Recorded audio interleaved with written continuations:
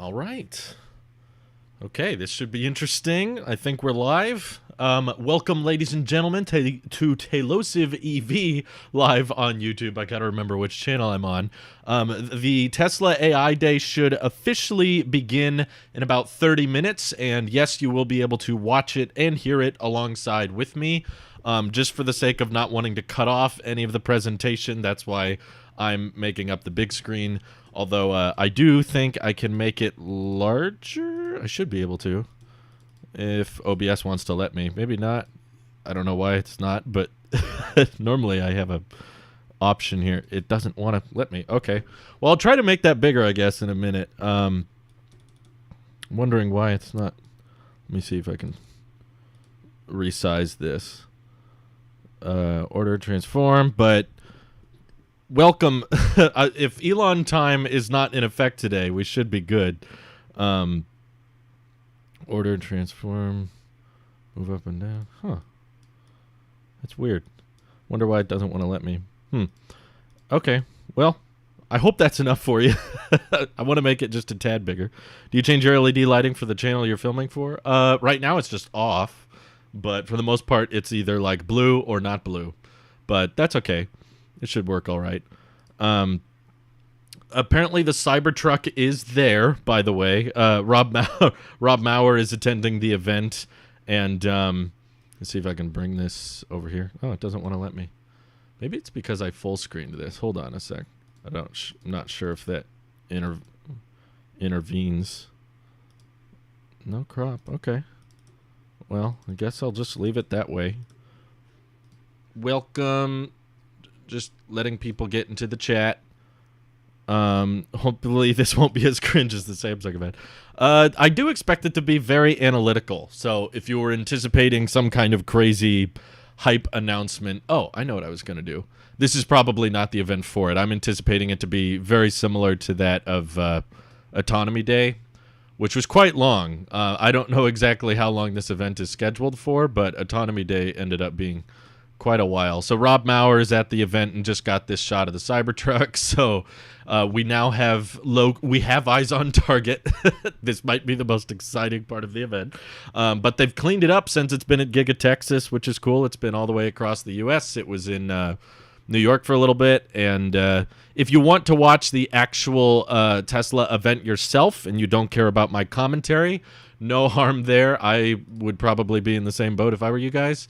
The link to this live stream, which Tesla currently has unlisted, is in the description of this. So it should be the very first link down below if you guys are looking for the actual stream that's not a reaction, that doesn't have any Tailosive in it. That's fine.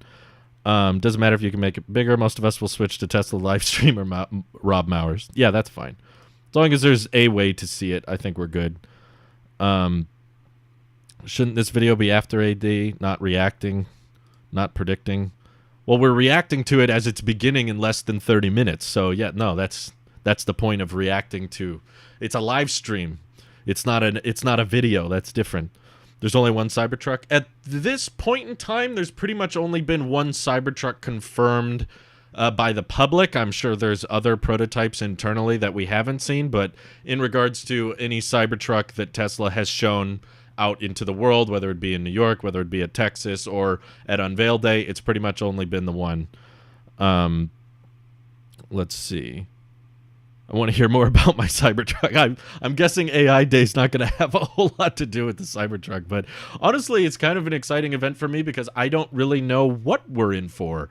There's a lot of speculation about Dojo, and what the robotics element might be of this event and how Tesla's trying to tie more robotics into the brand. And I'm kind of hoping they don't really give much of a timeline for when we should expect robo-taxis or that type of thing, just because at Autonomy Day they gave timelines and obviously that did not work out. So I'm kind of hoping that's not necessary.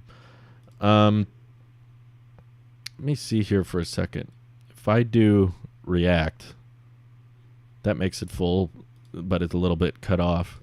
I just wonder why OBS doesn't want to. Yeah, that adjusts my background, but display is at the top.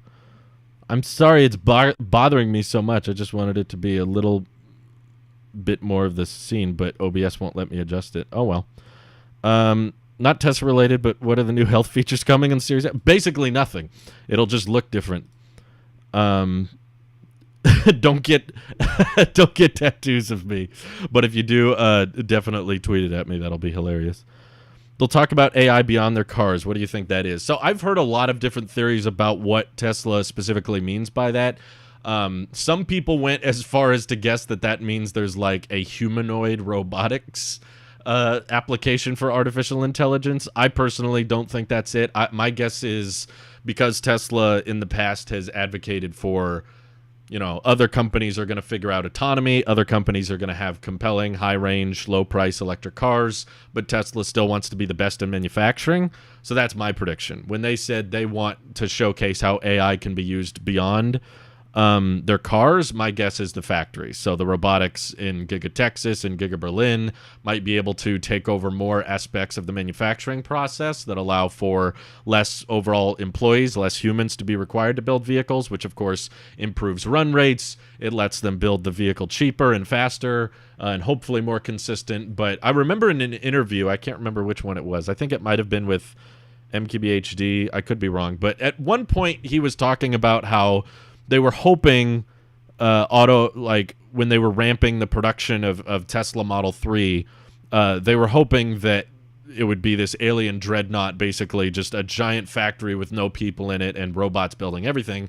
But in the interview, he mentioned that humans were underrated and they ended up needing a lot more people than they realized, and that was because there was a lot of intricate little details that were very difficult to get a robot or very difficult to teach a computer to do, and it involved a lot of grabbing certain wires or certain cables and plugging them in a very specific way or a specific port, and it was just not repeatable. Computers and robots are very good at repeatable tasks, whereas there was a bit more complications in manufacturing that were not super easy to teach a computer, and the computer needed to know the context of the situation, needed to know exactly where the cable was this time, but it might be in a different place than last time. I'm sure I'm oversimplifying it towards actual manufacturing, but my guess is that they want to showcase how there could be some robotics or some manufacturing improvements that could be done through Tesla's AI outside of just autonomy. But that's just one theory of mine. It's kind of out there. I'm not really basing it on much. It's just my knowledge that Tesla loves talking about manufacturing and how they want to be the best manufacturer in the world, which I think is a good place to be in. Don't get me wrong. That would be a huge emphasis. I could see that playing out in my mind a lot easier than I could Tesla releasing, Boston Dynamics style robots, and I don't even know what they would do, if they're meant to be personal assistants or they're meant to help build cars or they're meant to put solar panels on houses. Like, I don't know. It's just rare that we go into an event knowing this little about the content, which has me kind of excited. And I also thought I'd just mention at the beginning of the live stream, because I don't know if I've been live since this has happened, but I have activated memberships on this channel. It's only $2 a month. It doesn't cost much, but obviously, I love making EV content and I love covering all the latest Tesla or non-Tesla EV news, but life costs money. You got Wi-Fi bill, you got insurance, you got all this stuff. Life piles up, but thanks to you guys just watching, I'm able to make this happen. But if you do want to supercharge the channel, as I call it, that gives you access to premium channels in the Discord, and you also get updates on what videos I'm working on before I post them. So there's exclusive community posts, as well as it unlocks certain custom emojis that people can use in the comments in the live streams. You can have all kinds of Elon emojis and loyalty badges that are Tesla themed over time. So obviously, no pressure. You don't have to, but I just thought I'd let people know that the option is there if you want your name to stand out more in the live streams. Mao says it's kind of being the best manufacturer in the world, I assume in general, but it's very difficult when we're talking about a company that wants to manufacture their batteries. Oh yeah, well, batteries are the limiting factor, obviously, for Tesla, so it makes sense that if they want to accelerate the transition to sustainable energy, they gotta prioritize whatever the biggest bottleneck on production is, and in the grand scheme of things, that appears to be batteries, so I totally get why they want to make their own. Let's see. If you could have full self-driving or a Cybertruck tomorrow, which would you take? Well, I don't have a Tesla vehicle right now, so if I had full self-driving, I don't know what I would do with it. Does that just mean like everyone on the beta everybody would suddenly have access to level 5 autonomy? I don't know. That would be kind of exciting. I guess the Cybertruck is so rare, I could probably have, exclusive first-hand review and first-hand impressions before everybody else. So I guess Cybertruck, that'd definitely be exciting. Do you like Tesla or Apple more? If you could be CEO, which would you choose? Ooh. These days I'm probably leaning more Tesla. I mean, I have issues with both companies, as big as a fan as I am as both of them. I think there's more potential for growth and there's more excitement in the Tesla community, whereas Apple, I feel like, is still influential, but they've kind of matured and there's not really a huge amount of room for their growth moving forward. They kind of missed the whole EV trend, I think, at this point. They're kind of too late. Whereas Tesla, I think there's a lot of exciting upcoming technology to talk about. So if I don't know. I don't think I'd want to be CEO of anything. It sounds very stressful based on Elon's description of it. He was like, I don't want to be CEO of anything. He just feels like he has to reach the mission. So I don't think the seat of CEO on Tesla or Apple is a fun place to be. It's probably very stressful and very problematic. I mean, I kind of like being a content creator, watching what Tesla and Apple does, because that allows me to just make my peace with the internet and say exactly like, this is what I want Tesla to do, or this is what I think Tesla or Apple should do. But I, at the end of the day, don't really know how complicated it is to do those things. So it might seem simple on my end, but it's probably way harder on Tesla's end. So if I was in CEO position, I would have to make all of these tricky calls and not know how to solve everything. Do you think Elon will announce anything about the Cybertruck tonight? I don't think so. We had similar thought processes with Battery Day, which I think had a better chance of there being Cybertruck announcements, and there really wasn't. I think the only brief announcement we got related to the Cybertruck was Elon said they had over like 600,000 reservations, and they had stopped counting. But apart from that, it was all just a big long-term roadmap about batteries, and I expect the same thing with AI Day. It's going to be not about technology that's ready next week or next month or maybe not even next year, but similar to Battery Day, I think this is going to be a big emphasis on here's our roadmap, like over the next decade, here's how we want to achieve autonomy, and here's how robotaxis will become extremely safe, and here's how our software will work really, really well and better than anybody else. And I believe them. I just am not as confident about the timeline likely as Elon is, but I love wait, it only makes sense to develop an autonomous vehicle if you're going to share that technology with the entire industry. Otherwise, it would just be a waste of money. Yeah, I've heard Elon say multiple times in earnings calls and such that they are open to the idea of licensing out autopilot and full self-driving software. I think the problem is not going to be limited to Tesla keeping it inside their walled garden, as Elon joked about in the last call. He mentioned that they don't want to have a walled garden, and that's why they're opening up the supercharger network to everybody. They're not bringing it out to just Teslas. They want to have all EVs access it. And I think it's the same thing with autonomy, especially if it's proven to be objectively safer than humans. You could argue it kind of is already. But the bigger issue, the bigger limiting factor, the bottleneck you should probably be concerned with is whether or not other companies are interested in taking it, because it kind of takes a bit of humility and sucking up a bit of your pride for a Ford or a VW or even a Lucid or a Rivian to go out there and say, we believe Tesla has the best self-driving. We believe Tesla has the best self-driving technology in the world, so we want to pay Tesla a certain amount to have access to the software so we can implement it in our cars. That kind of directly promotes your competition for all these other automakers, and I could see a lot of people being hesitant to take advantage of that perk because they're like, no, our system will be better.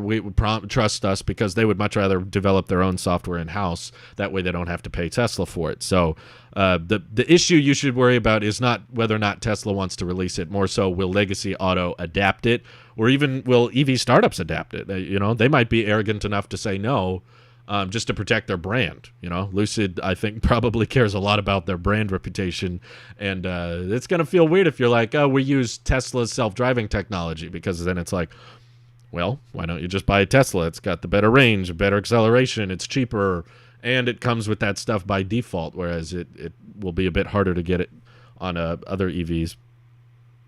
We don't live in a perfect world, and even if you're in an autonomous car and if no one else, rest of the industry, doesn't have the same technology, then there will always be a drunk behind the wheel. There will be, but I think people misunderstand that argument. No. Okay, I'm going to close Twitter just to be safe. 1 sec. Okay, we're back. Sorry, Dishy McFlatface was looking for a satellite. This is all live streamed via Starlink, by the way, for those who don't know. But anytime there's lag, I should jump right back. It shouldn't take very long. So please just be patient. Starlink is still technically in beta. But the bigger problem with being better than the average driver, which I agree, the average driver is not very good, and humans make all kinds of mistakes, far more mistakes than autopilot does. But the key difference here is that when there's a drunk driver, or when there's someone who checks their phone and gets in an accident, there is due process. They go to traffic court, or if they don't pass traffic school, or they get too many tickets, they lose their driving privileges. And that's just one person, and when that person is caught being an irresponsible driver, they can be penalized, and eventually their license can be taken away.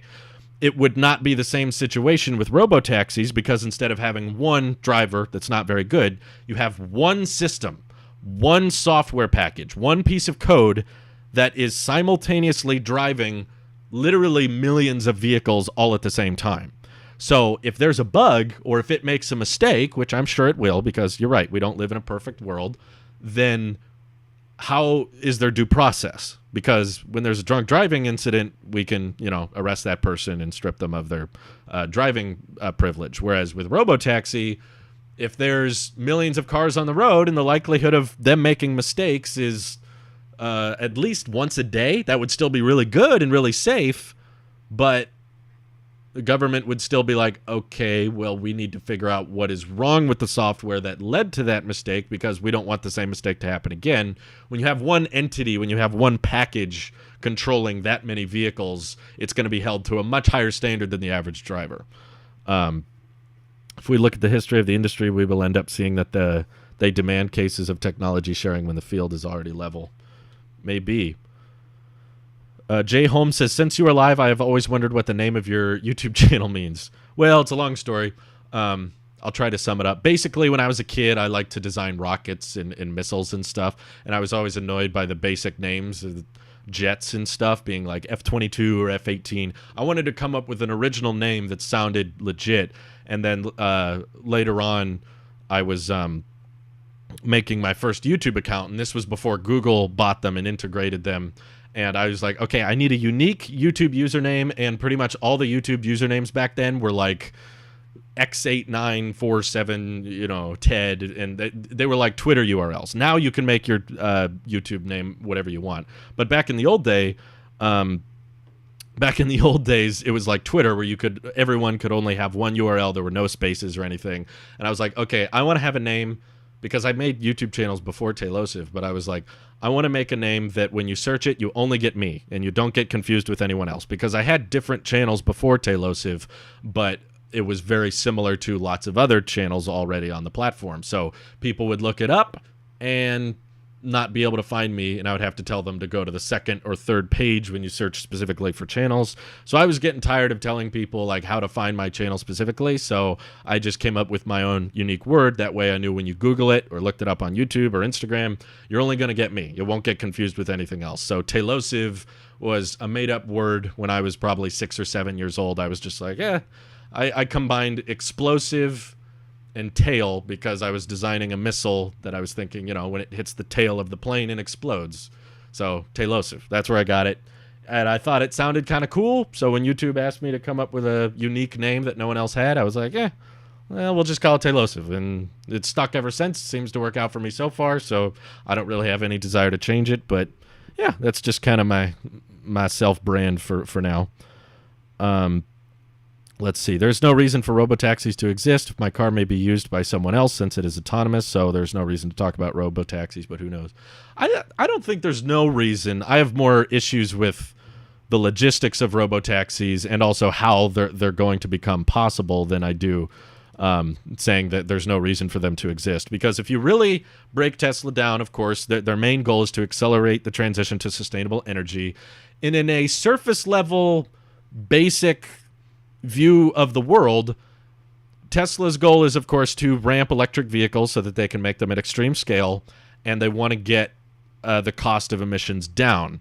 And the main reason they're interested in robotaxis is you could lower the cost of travel per mile if people didn't have to own their cars, which I have my own issues with. I think that people do like to own their cars. It's not just about price of getting from point A to point B. And if it was, everyone would be buying the cheapest cars on earth.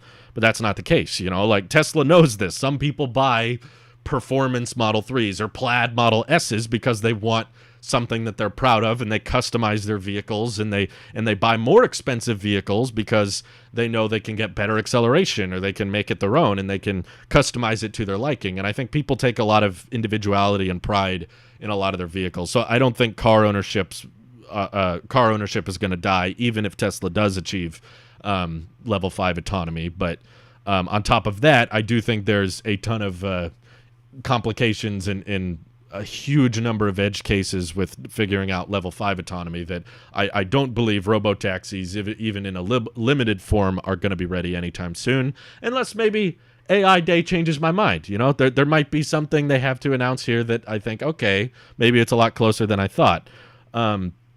Sure, there's a lot of people that should be on budgets, but there's definitely a lot of people that don't. There's a lot of people that go into buying cars that they cannot afford. And I also think that if Tesla plans on still selling cars that you can turn into robotaxis, pretty much only big rich people would buy them and flood the market, and you'd have a supply versus demand problem where like one person owns too many robotaxis, or Tesla just starts owning all the robotaxis, and who maintains them, who charges them, what happens if they get a flat, what happens if they get vandalized, which will happen. A taxi cab now can get vandalized, sure, but there's a human in there. So if someone vandalized the car to the point where it was undrivable, taxi guy can go, okay, I got to call a tow truck or something, get this taken care of, or try to figure out how to make it more drivable. Robotaxi, who's liable? Is it the driver if it gets vandalized? Is it the owner? And if it is the owner, does that make him far more does that make it not so passive? Tesla's bragging about it as being passive income, but if something goes wrong and I have to intervene, then I can't really be very far from my robotaxis then in that case, and I have to make sure there's someone to charge it at night, make sure I can clean it. So it's not exactly as passive as they think. But I just think Waymo has a very, very small geofenced area with robo-taxis, but if it rains, they fall back on human drivers, and they also have human people behind computers analyzing the cars and helping them, and they have shadow drivers behind the cars. So they definitely cost far more than Teslas do. So the cost per mile is not as insanely low as Tesla was hoping. Tesla has a decade to think of all that. They'll figure it out. Well, no, they don't really have a decade. I mean, they have infinite technically. It's not like Tesla gets in big trouble if they don't have robotaxis by 2030. It just looks awkward for the investors, and it looks awkward for the timelines. But I would argue at this point it already looks awkward. Elon said at Autonomy Day that we'd be looking at 1 million robotaxis by the end of last year, and now we're having an AI day. So to me, like, it already seems kind of embarrassing to try to put timelines on it. So it's a noble cause to go after because lots of people die in car collisions every day. So trying to make cars safer and using AI to improve their autonomy, I think, is a great thing. But I think the narrative could be handled much better. I think it would be smarter for Tesla to just acknowledge, like, we don't know when this is going to be ready. I would definitely, if to answer someone's question earlier, if I was CEO of Tesla, I would not brand the software package full self-driving. In its current form, I'm still fine with them selling a $10,000 software package or letting people subscribe to a $200 a month software package. I take no issue with that. It's just the branding of calling it full self-driving, and you've been selling it as that for 5 years, and it's still definitely not full self-driving, and I personally don't think we're anywhere close to it being full self-driving, that's why I would change my narrative a little bit and say, okay, when we're at maybe level 3 or 4 autonomous driving, that's when I'll say, okay, you can call it full self-driving. But before then, don't call it that. Call it autopilot premium or enhanced autopilot. I took nothing wrong with that name. They just keep that around, and you get all the software perks that current FSD offers. Just don't call it FSD, because there's too many people that run with that, and the media abuses that terminology. And I agree, even as someone who knows that FSD is not a self-driving package, and I know that FSD requires you to pay attention at all times. It's confusing to explain to average consumers and to people in the press and the media. It's not full self-driving. But what's the package called? Oh, it's called full self-driving. Yeah, exactly, Zoltan. We should call it the not full self-driving package. That would be wonderful. Not a bad idea. Elon shared with us an idea from 1799, the Vec train. So why do they say he invented the hyperlink? Well, first of all, it's not called the hyperlink. So if you want to get technical on terminology, you're incorrect already. But Tesla has already started on Tesla insurance, so to eventually cover liability. Yeah, but it's still very, very slow. I'm not saying Tesla will never achieve this future. I'm just saying it's not around the corner. Tesla insurance has been around for a while now, and it's still just in California. They've said for over a year that they want to expand it to more states, but it's only in one as of right now. The people who don't intend on buying are the people who get confused about FSD. Oh, sure. Yeah, they're not the people who know what they're talking about, but I just think that the public impression, which does impact the stock price and does impact Tesla's perception to the public, telling people that you sell full self-driving. And there's a lot of people that got leases on their Model 3s back when they came out and put full self-driving into their lease. And because Tesla did not let you buy out the car at the end of your lease, that meant that people paid extra on their lease for full self-driving, being told that it would be done within a year or so, and never got to utilize that feature because, of course, it wasn't done. And they didn't even get to keep the car by the end of it. So I think that gets you in potential false advertising / liability issues where you're like, if you're marketing something as this successful and this, defending the name autopilot is easy. Defending full self-driving is hard. I agree. Autopilot makes sense to me. I don't have any issue with that, because on a plane, people have heard of autopilot for decades, but that doesn't mean there's no pilot, right? Autopilot is an assistance. It keeps you pointed in the direction you're hoping to go, but it doesn't do everything, because if it did, we wouldn't have pilots anymore. So I think autopilot's a fine name, but calling it full self-driving for multiple years, if it was truly around the corner and they called it that and said it would be done by the end of the year, and then it was, I would take less issue with it. But when you're selling a package called full self-driving for 5 years plus, and it's still not here, and we're still having autonomy events like this, then that's when I'd say, yeah, you might want to change the way you narrate it a little bit. I bought a Model 3 with FSD and traded for a Y. No FSD the second time. I knew. I took a chance. I wasn't duped. Yeah, I definitely would not tell people to buy FSD expecting it to make them passive income next year. I'm sad to say I knew a few people that did that, and I was kind of cringing when they told me. I was like, really? Because I knew people that were buying like multiple Teslas with full self-driving, thinking this is my retirement plan next year. I'm not going to need to work next year because all my Teslas are going to be making me money. And I was like, ooh, okay. Yeah, call it not full self-driving. Sure. I mean, it's a little jokey and it would probably end up confusing even more people. But for the sake of the memes, I agree. It's kind of funny. Well, let's see if we're going to be on Elon time today. We're about at the hour. This is the link. I'll refresh just to make sure. It says waiting for Tesla. Keep in mind, most of the time, Tesla events are late by 30 or 40 minutes, so I don't expect an exception here, but I'll honestly be very impressed if they go live right at 5 o'clock. Okay, it's 5 o'clock for me right now. 5 p.m. Pacific. Let's see if they hit the go live button. Oh, there's music. Okay, I don't want to get copyright claimed, so I'm muting it for now, but when the event officially begins, I will unmute. All right, they're streaming at 1080 at 60. It's pretty good. Apple would call it Autopilot Plus. You know, I'm kind of annoyed of the term plus being everywhere, but honestly, that doesn't sound that bad. I don't know. I hate the fact that there's no standard range Model 3, but there's a standard range plus Model 3. It's like, if there's not going to be a regular standard range Tesla, can you just rebrand it, just call it standard range? I don't know. Maybe there's some marketing expert that says, well, when we put plus in the name, people think it sounds cooler. Where did you find the link? In the description, ladies and gentlemen. If you want to watch the Tesla event without my commentary, first link in the description takes you right to this. So it's no secret. But again, if anybody wants to utilize some custom emojis or have loyalty badges or get updates on videos before they drop, we got the support link right below the Tesla link in the description. I'd appreciate it greatly. Wow, over 600 people watching. Thank you.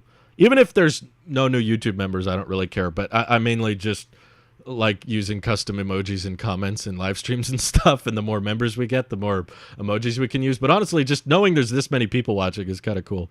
I'm excited. Please not delayed too much. It's 2 a.m. here. Oh, I'm sorry. I know there's a ton of people. There's a ton of people out there probably staying up really, really late to watch this. Grimes showed Inside Giga Berlin on her TikTok. It looked nice. Oh, really? That's cool. Justin says, have been following for nearly a year now. Thanks for helping me stay up to speed. Oh, you're welcome. Thank you, Justin. It's supposed to start right now. The stream has technically started, but it's just music. They're not talking yet. How is it possible to compete with batteries? Answer, they can't. Yeah, no, hydrogen is a waste of time in my opinion. I think in closed box scenarios, people can make fuel cells make sense if you just look at the car and you don't look at the infrastructure, but that's the biggest problem. Infrastructure of hydrogen is far too expensive and far too complicated to either produce hydrogen at every single refueling station or have to take big trucks and drive out hydrogen up to every station. And while technically, yes, you can refuel a hydrogen tank in like 5 minutes, then the tank has to repressurize for the next person, and that usually takes 20 or 30 minutes. And the price of hydrogen, even though it's a very abundant element, to get it in the form of powering a vehicle takes a lot of money. It's not very cheap, and I've yet to see anybody find a way to significantly lower the price of hydrogen production. And electricity is just objectively cheaper. So you're definitely going to be better off trying to convince someone to buy a battery electric vehicle because you can make the argument that the cost of ownership is far lower, whereas the hydrogen fuel cell vehicles, you can't really make that argument. Even if you want to go with heavy fleets or big ships or big semi-trucks, you would still have to convince all those trucking companies and those big ship companies that they need to spend more money than they're spending on their current fuel. Sure, it might be better for the environment, but at the end of the day, a lot of people just won't do it over cost alone. Hydrogen components degrade quickly. Non-starter. Yeah, I didn't even know about the components degrading, but I have heard not amazing things about it from people who have bought fuel cell vehicles. But if you're just talking, if you don't think about the infrastructure or the cost of the fuel and you're just looking at a science experiment and thinking, how far can this hydrogen semi-truck drive with a full payload? It's like, yeah, okay, the range is pretty good, but and the fuel time, refueling time is pretty good, but the cost is astronomically high. And I just think that by the time we find a way to drastically reduce the price of hydrogen production, we'll have probably found a way to drastically increase the energy density and price of batteries to where there won't be much of a point with it. Here today, not knowing what to expect as opposed to Battery Day or the Cybertruck unveil. Yeah, this is going to be, I think, very technical. To be honest, I'm gonna make a guess here. I see over 700 people watching. My guess is we're gonna lose over half of you about 20 minutes into the event because it's going to be really tech spec heavy. It's going to be have a huge emphasis on itty bitty details and a lot of techno jargon that people might not understand. And people probably tuning in right now are just kind of assuming Tesla event, they must be unveiling a electric jet today, or there must be a billion Cybertrucks ready to deliver behind the scenes, and that's just not what it's going to be. But I was planning on watching this whether or not I live streamed it, so I was like, if I'm going to watch it and I'm going to report on this, might as well go live, watch it with you guys. If you don't want to watch it with me, again, first link in the description. You can watch it by yourself, that's fine. But I was just like, why not? Hardware 4, maybe? Yeah, I think it's about time. At Autonomy Day in 2019, they said that they were hard at work at the next generation full self-driving chip, and that it was probably around 2 years away, which is 2021. So it's totally possible. Hey, Nathan Gibson, thank you for supercharging the channel. He's showing off his flexibility. He's got the autopilot badge next to his name. The longer you're a YouTube member, that badge changes. It goes up to Aero wheels, Sport wheels, and then I think the Arachnid wheels on the Plaid Model S, and then at the very top, it's the autopilot symbol with the Tesla yoke, which I made myself. Hey, Sawyer Merritt's in the chat. What's up? I don't know if it's the real Sawyer Merritt, but appreciate you tuning in. And also, like I said, the more members we get, the more Elon custom emojis we can use. Guys, how many Elon custom emojis can I possibly use? Right now, with our current memberships, we can only have 4. So it's only $2 a month. It's a little bit, but I appreciate it. Ivan, hey, Berrigan, appreciate you supercharging the channel. It helps me out a ton, and I'm very grateful for any support. If you can't support, no worries. I know YouTube memberships are not available in a lot of different countries, so just by watching, you're helping me out. So thank you. And yeah, live stream is still going. I'm sure they're playing music. Yep, playing music. You will be able to hear and see it as I'm watching. But I'm actually really curious how long this event is going to go for. Autonomy Day went for 3 hours. Like, do you think we're in store? Like, let's get predictions in the chat here. How many of you think predict how long the event is going to be? Is it an hour, 90 minutes, 2 hours, 3 hours, 8 hours? Just joined up. You're the first channel I've ever joined. Your personality makes everything fun. Oh, thank you, Nathan. I'll try to keep making it fun. I'll do my best. Happy to watch this all with you. I know. See, if you guys were members, you could use custom emojis. I'm sorry. I don't mean to turn into used car salesman here. I'm just glad you guys are having fun. Rob Womack? I hope I got that correctly, but thank you for the super chat. Super sticker. Sorry. Okay, Noah says hour and a half. Run the number says 3 hours, 2 hours, 69 minutes. I like that one. Funny number. I know what that means. Meme. 420 seconds. I like that. There's all this excitement for AI Day, and the whole thing's like 5 minutes. That'd be kind of great, actually. Could later use AI Day stream human translation a la Key and Peele. Do you think there will be talking about the expansion of FSD in other countries, such as Australia, where we have very different roads to the U.S.? You know, that's a great question. Juvenile Siren 69. Funny number. I understand meme. But probably not. I think that Tesla is mainly focused on figuring out how to get autonomy working at, really, really high success levels, and using Tesla Dojo and their AI to make that happen. But they're probably going to start in their home turf, which is the United States. That's where all the FSD beta testers are right now. And they're probably not even going to talk about making this work in Europe or Australia or Asia even until they've got it working in the United States. I hope I'm wrong, though. I want them to prove me wrong there. I would love it if they talked about trying to get this working in other countries. The bigger problem with Europe is actually trying to figure out how to get the governments and the laws there passed to allow for more because right now it's really fundamentally limiting how the software can perform. Ivan says, I bought a Standard Range Plus Model 3 in April, and it's a dream. Oh, nice. Dude, I think everything I've heard about people who bought the Standard Range Plus Model 3 or even the Standard Range Model Y is people are like, it's great. Like, you get tremendous value, and okay, acceleration is not insane, but you save freaking like $10,000. And for daily driving and stuff, it's still plenty.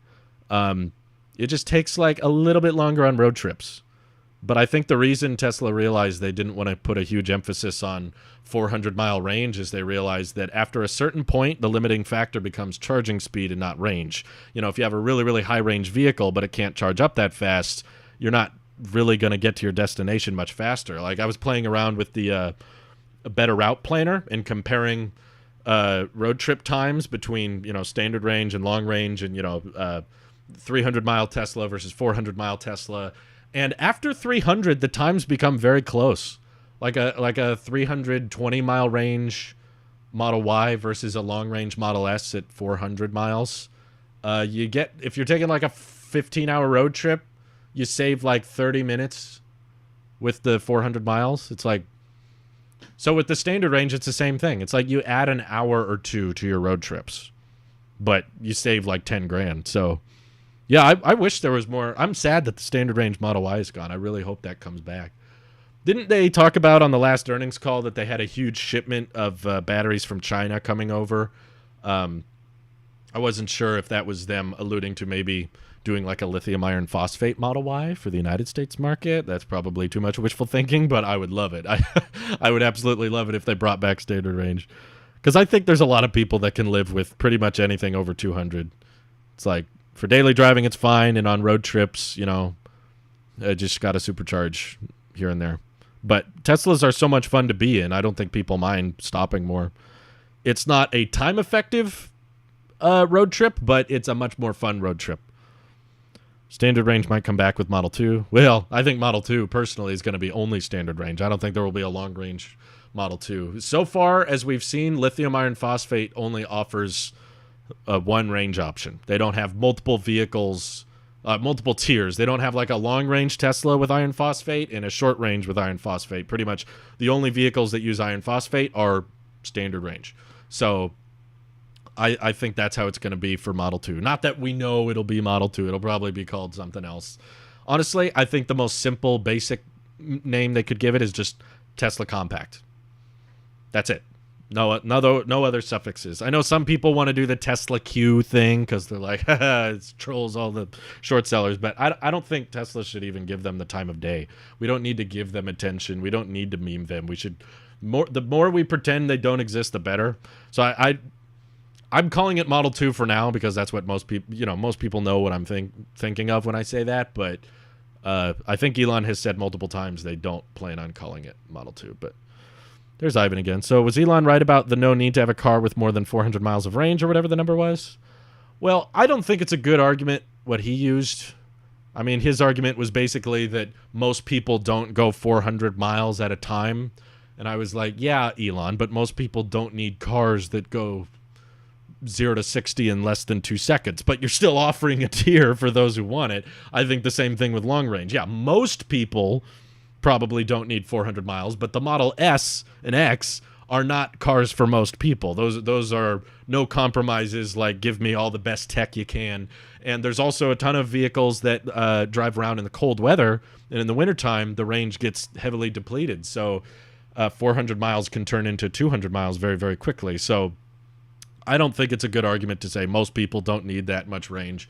It's like, why don't you let the people tell you how much range they want? There was a ton of people ordering that Plaid Plus Model S. Again, I don't like the Plus, but originally it was just a Plaid Model S. Before they even announced the Plaid and Plaid Plus, it was just Plaid Model S, and a ton of people were super duper excited for the fact that there was going to be a Tesla with over 520 miles of range, and a ton of people ordered it with that impression. And for him to come back and say, like, well, you don't need to go that far. It's like, yeah, if we're talking about what we need, Elon, most people could probably live with a standard range Model 3 probably covers most people's needs, given the majority of cars driving around are only carrying one person. So I didn't think it was a good argument. I think that there was a bigger reason behind the scenes that Elon did not want to disclose. My personal prediction was that they realized 4680s was going to be in super duper low supply and high demand because they were going to need to ship a bunch of 4680s to Berlin, possibly Giga Texas, And they were like, holy crap, we can't waste any of these batteries on a super fast car when we can reuse our old suppliers. We can reuse the 1865 cells, put those in the Model S, and with the Plaid powertrain, we'll still get, 400 miles of range around, or with Plaid, I guess it's more like 350, but still plenty of range, and we can sell those cars in extreme profit because they'll be $120,000, $130,000, and we get to lower the overall cost of the old Model S's. So they just realized that with 4680s, I think they were going to have to come up with a structural battery pack and more casting presses, and it was just going to take too much work and too much time for a very low volume vehicle. So they just decided 4680s were going to be reserved for more important vehicles, but they didn't want to say that, obviously, publicly. So his public response is just, 400 is too much. You don't need more than that. Let's see. Are you using Starlink currently? Yes, you can tell by probably the lag. I've been using Starlink since early February. So all the live streams, all the EV videos you guys have watched ever since February 6th have all been posted via Starlink. It's pretty good. Live streaming is pretty much the only downside of it right now. During the beta period, it's just a little spotty and it cuts out very briefly, but normally comes right back a couple seconds later, so it's not like a deal breaker for me. But yeah, watching TV is fine, watching live streams is fine, uploading videos is all fine. Like, it's great. I love it. In love with Starlink. So glad to be on it. Let's see. Oh, wow, did we hit 1,000 people in the stream? Okay, I know some of you guys have heard this already, but I'm going to repeat myself just as a reminder. If you guys want to watch Tesla AI Day without my commentary, without my stupid face next to the live stream here, then the first link in the description will take you to the exact same live stream I'm watching. So there's how you get it straight from Tesla. And also, if you want to support the channel, it's the next link in the description. You can supercharge the channel and get loyalty badges next to your name that are autopilot and different Tesla-made wheels, and then the autopilot yoke icon. And the more members we get, the more Elon emojis we get. Okay, that's enough promo. Now I think we're officially late. But yeah, all you members are helping me pay my Starlink bill. I paid $580 up front, and now I'm paying $100 a month, which may sound like a lot, but it's still technically cheaper than Comcast was. And also, that was Comcast. Like, who cares? Everybody hates Comcast. Watching this live stream on my Starlink, getting good connection. Hey, Michael Salmon's on Starlink too. From one beta member to another. I tip my hat to ya. My non-existent hat. My water bottle is leaking all over the place. We enjoy your comments. Do you have any idea of how good coverage for Starlink might be in northern Alabama? I've heard in the past that coverage is much better further north, but constellation maps suggest otherwise. I could be incorrect here, but I believe the first outer shell of Starlink has been completed. So coverage for pretty much the entire U.S. and most of the world, other than the poles, is pretty much there. The bigger issue is bandwidth, I think. And also how quickly they can produce these terminals. For those who don't know, SpaceX is producing all of these terminals and all of these Dishy McFlat faces and all these packages and stuff at a loss. Each of them costs, at this point, it might have gotten cheaper, but the last we heard, it costs about $1,500 a piece, and then they sell them for $500. So I'm not even profitable to SpaceX until I'm on it for like 10 months. And that doesn't even account for the price of, launching the Starlink satellites up there. So they're not going to be profitable for a long time. But that's part of the reason I was really excited to sign up, because I would probably support SpaceX if they had a Patreon, because I just think they're one of the coolest companies on Earth. And I want to support their mission to making life multiplanetary. So yeah, I'm like, yeah, I hate Comcast and I love SpaceX. So if there was a way to pay $100 a month to SpaceX, I'll do it. Coverage isn't perfect yet since first shell satellites aren't in final orbit. That's different from what I heard, I guess. But thank you for the super sticker from Shist27. Appreciate that. You didn't say anything, but thank you. Thank you very much. He donated $10, but becoming a YouTube member is only $2 a month. So it'd take you 5 months to spend that amount of money. But anyway, thank you. Appreciate it. Appreciate it anyway. Makes it much easier to see your name in the chat or in the comments if you're a member, so it's more likely to respond to you. Once Starlink has gigabit speeds, I'll be ditching Comcast as well. I'm not a fan of having to haggle a pro or price every year, and I hope I don't lose my unlimited data pricing. Yeah, they were charging way too much. Comcast was raising their rates every month for no reason, and it was probably like, I think it was at $150 a month. So Starlink was objectively cheaper, and the Comcast I get here was not. I just refreshed the stream to make sure it's still not live. Okay, we're definitely on Elon time. 20 minutes in. I can't say I'm surprised. I was kind of anticipating this, but I don't care. I'm having fun chatting with you guys. What are we expecting for this live stream? Someone update me, please. Tesla talking about artificial intelligence in their autonomous driving fleet and other things as well. Probably a lot of Tesla Dojo, their supercomputer, which should allow for vast amount of video footage from all of Tesla's driving autonomously across the country. All of that footage is going to be analyzed and trained by an AI that will help make the cars better at driving. I don't know why, but he reminds me of Seth Rogen, one of my favorite actors, so it could be one of the reasons why I keep watching all his videos.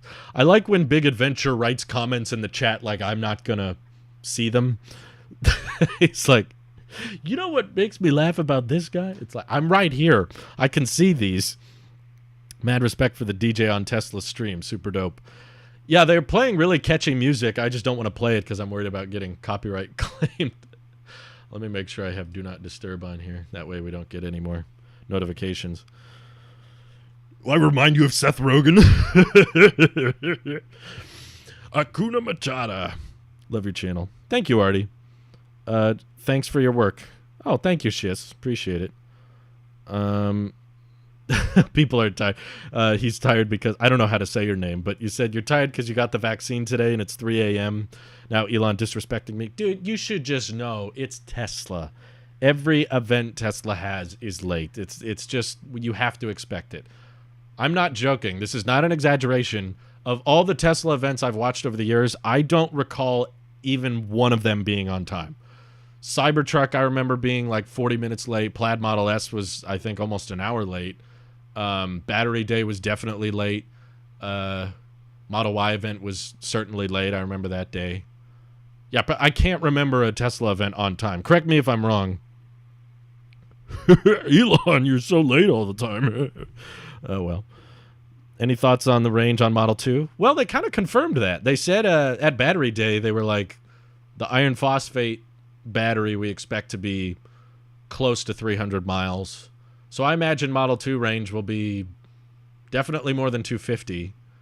I would say like 250 worst case scenario, best case scenario, a little over 300. I think because it's smaller and lighter weight and more compact, that results in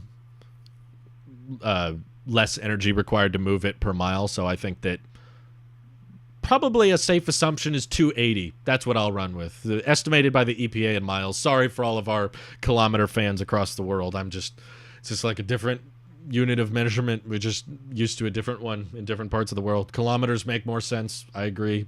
Miles are weird, but that's just the measurement we're used to in the United States. And if you went everywhere trying to switch everyone to kilometers, they would just think you're confusing. So, sorry. I agree. It would make much more sense if we were all on one standard, but it's just not the world I live in.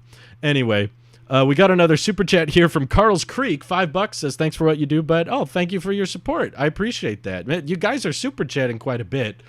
I don't mean to keep harping on this, but seriously, I just want to unlock more Elon Musk emotes in the chat. And becoming a YouTube member or supercharging the channel, second link in the description, is $2, and we can unlock more emojis. It's less than half the price of the super chats you're paying for, but thank you. Either way, you guys are supporting me just by watching. But Rob Fitcher, thank you for the super chat. You've come a long way from your first Cybertruck video. Congrats, man. Thank you, Rob. I'm glad to be here. I don't mean to tick off the tech audience, but EV is my favorite. This is my favorite channel to make content for, just because I'm so excited for the future of EVs. 280 miles is 500 kilometers? That doesn't sound right. Is that right? Hold on. What's 280 miles in kilometers? No, it's 450 kilometers. Where did you get... FPV. Well, I guess he used the about sign. I guess we're rounding up a little bit. But Siri at least tells me it's 450 kilometers. Hola, Mario. Hey, thank you, Derek. Oh, my God. All the members choose the hardest names in the world. Okay, I'm going to try to do this. I'm going to butcher it. I apologize in advance. But Derek Wenglikowski, thank you for supercharging the channel. I hope I got that at least somewhat accurately. You're getting us that much closer to unlocking more Elon emotes. Keep in mind, you get updates on upcoming videos and also loyalty badges by your name in the comments as well. You get to use the custom emojis in not just live streams. Justin Hawes super chatted $5. Thank you. The Imperial system is the lightning cable of measurement units. Oh, sorry. Starlink's lagging. I'll read that again. Justin Hawes, thank you for the super chat. Appreciate that very much. But RM Projects, I think, just made my favorite comment of the day. He says, the Imperial system is the lightning cable of measurement units. I could not agree more. That's so true. Derek says, I actually nailed it. Oh, thank you. Wonderful. If a 5K race is 3.1 miles, 500 kilometers is roughly 310 miles. Oh, okay. Well, you know, Tesla usually understates their range most of the time, other than the Plaid Model S, which is, I think, the exception. If they can get iron phosphate energy density improved by the time the Model 2 is ready for prime time, and they can get the weight down through single piece casting, structural pack, and probably, I don't know, maybe this is too far, but I might go as far as to say single piece casting front and rear. The whole underbody's one piece through a giant 10,000 ton gigapress. I don't know. There's probably a bunch of mechanical engineers watching this going, Drew, what the crap are you talking about? And I'm just Seth Rogen over here going, Rick K, thank you for the super chat. Oh my God. Oh, thank you. I'm getting more super chats. The Top Dog 101. I know how to pronounce that one. Oh, except it's spelt with an A and a W, so I got to say the Top Dog. Top Dog 101. Thank you for super chatting the channel. The longer you're a supporter, you'll get better loyalty badges over time. Okay, a little bit harder one. Patrick Guedera. Thank you for supercharging the channel. Appreciate all of your guys' support. This is awesome. Oh, Mersey M also joined as a member. Yeah, okay. I can't wait. We guys, all right, if you guys follow me on Twitter, any of you new members, tag me on Twitter with the emojis you guys want as Elon in the live stream and in the comments. I've already got a few. If you tap the emojis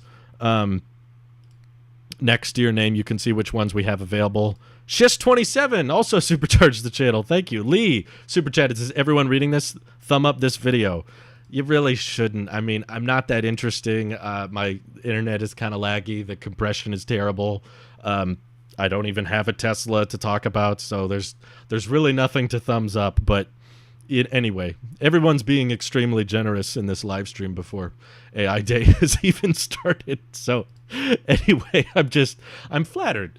Thank you guys for signing up. We're doing good. I'm very grateful that we get to unlock some more emojis now, and thanks to your guys' support, I get to keep doing this for a living. This is my dream job here.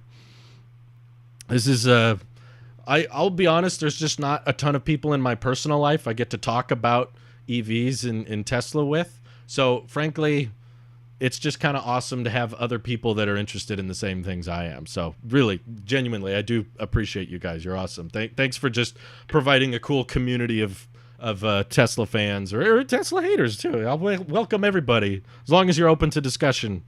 Wow, Artie Bowman. Hope I got that right. Thank you for supercharging the channel. We're gonna catch this Tailosive EV battery on fire with how much supercharging we're getting tonight.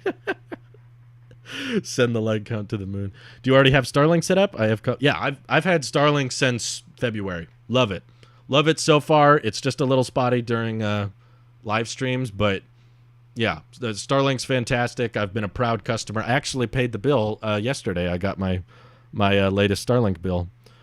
Why don't I have a Tesla? Me and my wife both work from home and on average drive less than 5 miles a day. In fact, there's certain weeks where we will not leave the house for 5 days at a time. So we would much rather spend our money investing in the future in stock markets and building up our retirement and our passive income, because we know that over time Teslas are going to get better. The batteries are going to improve. The prices are going to drop. Whereas with stocks, including Tesla stock, it's pretty much, I mean, it'll fluctuate day by day. Probably after AI Day, it'll tank. That's normally what happens with Tesla events. But we know that Tesla stock is only going to get more and more expensive. So I would love a Tesla, and don't get me wrong, it's still my dream car, and I hope to get one eventually. But if I got one right now, it would pretty much sit in the garage for like days at a time, and I would have to come up with excuses of driving it. So yeah, I make YouTube vids for a living, as bizarre as that sounds. Michael Salmon also supercharged the channel. Thank you very much. Just says, I took your advice. I'm supercharged now. Vash9177, thank you for the super chat. Didn't say anything.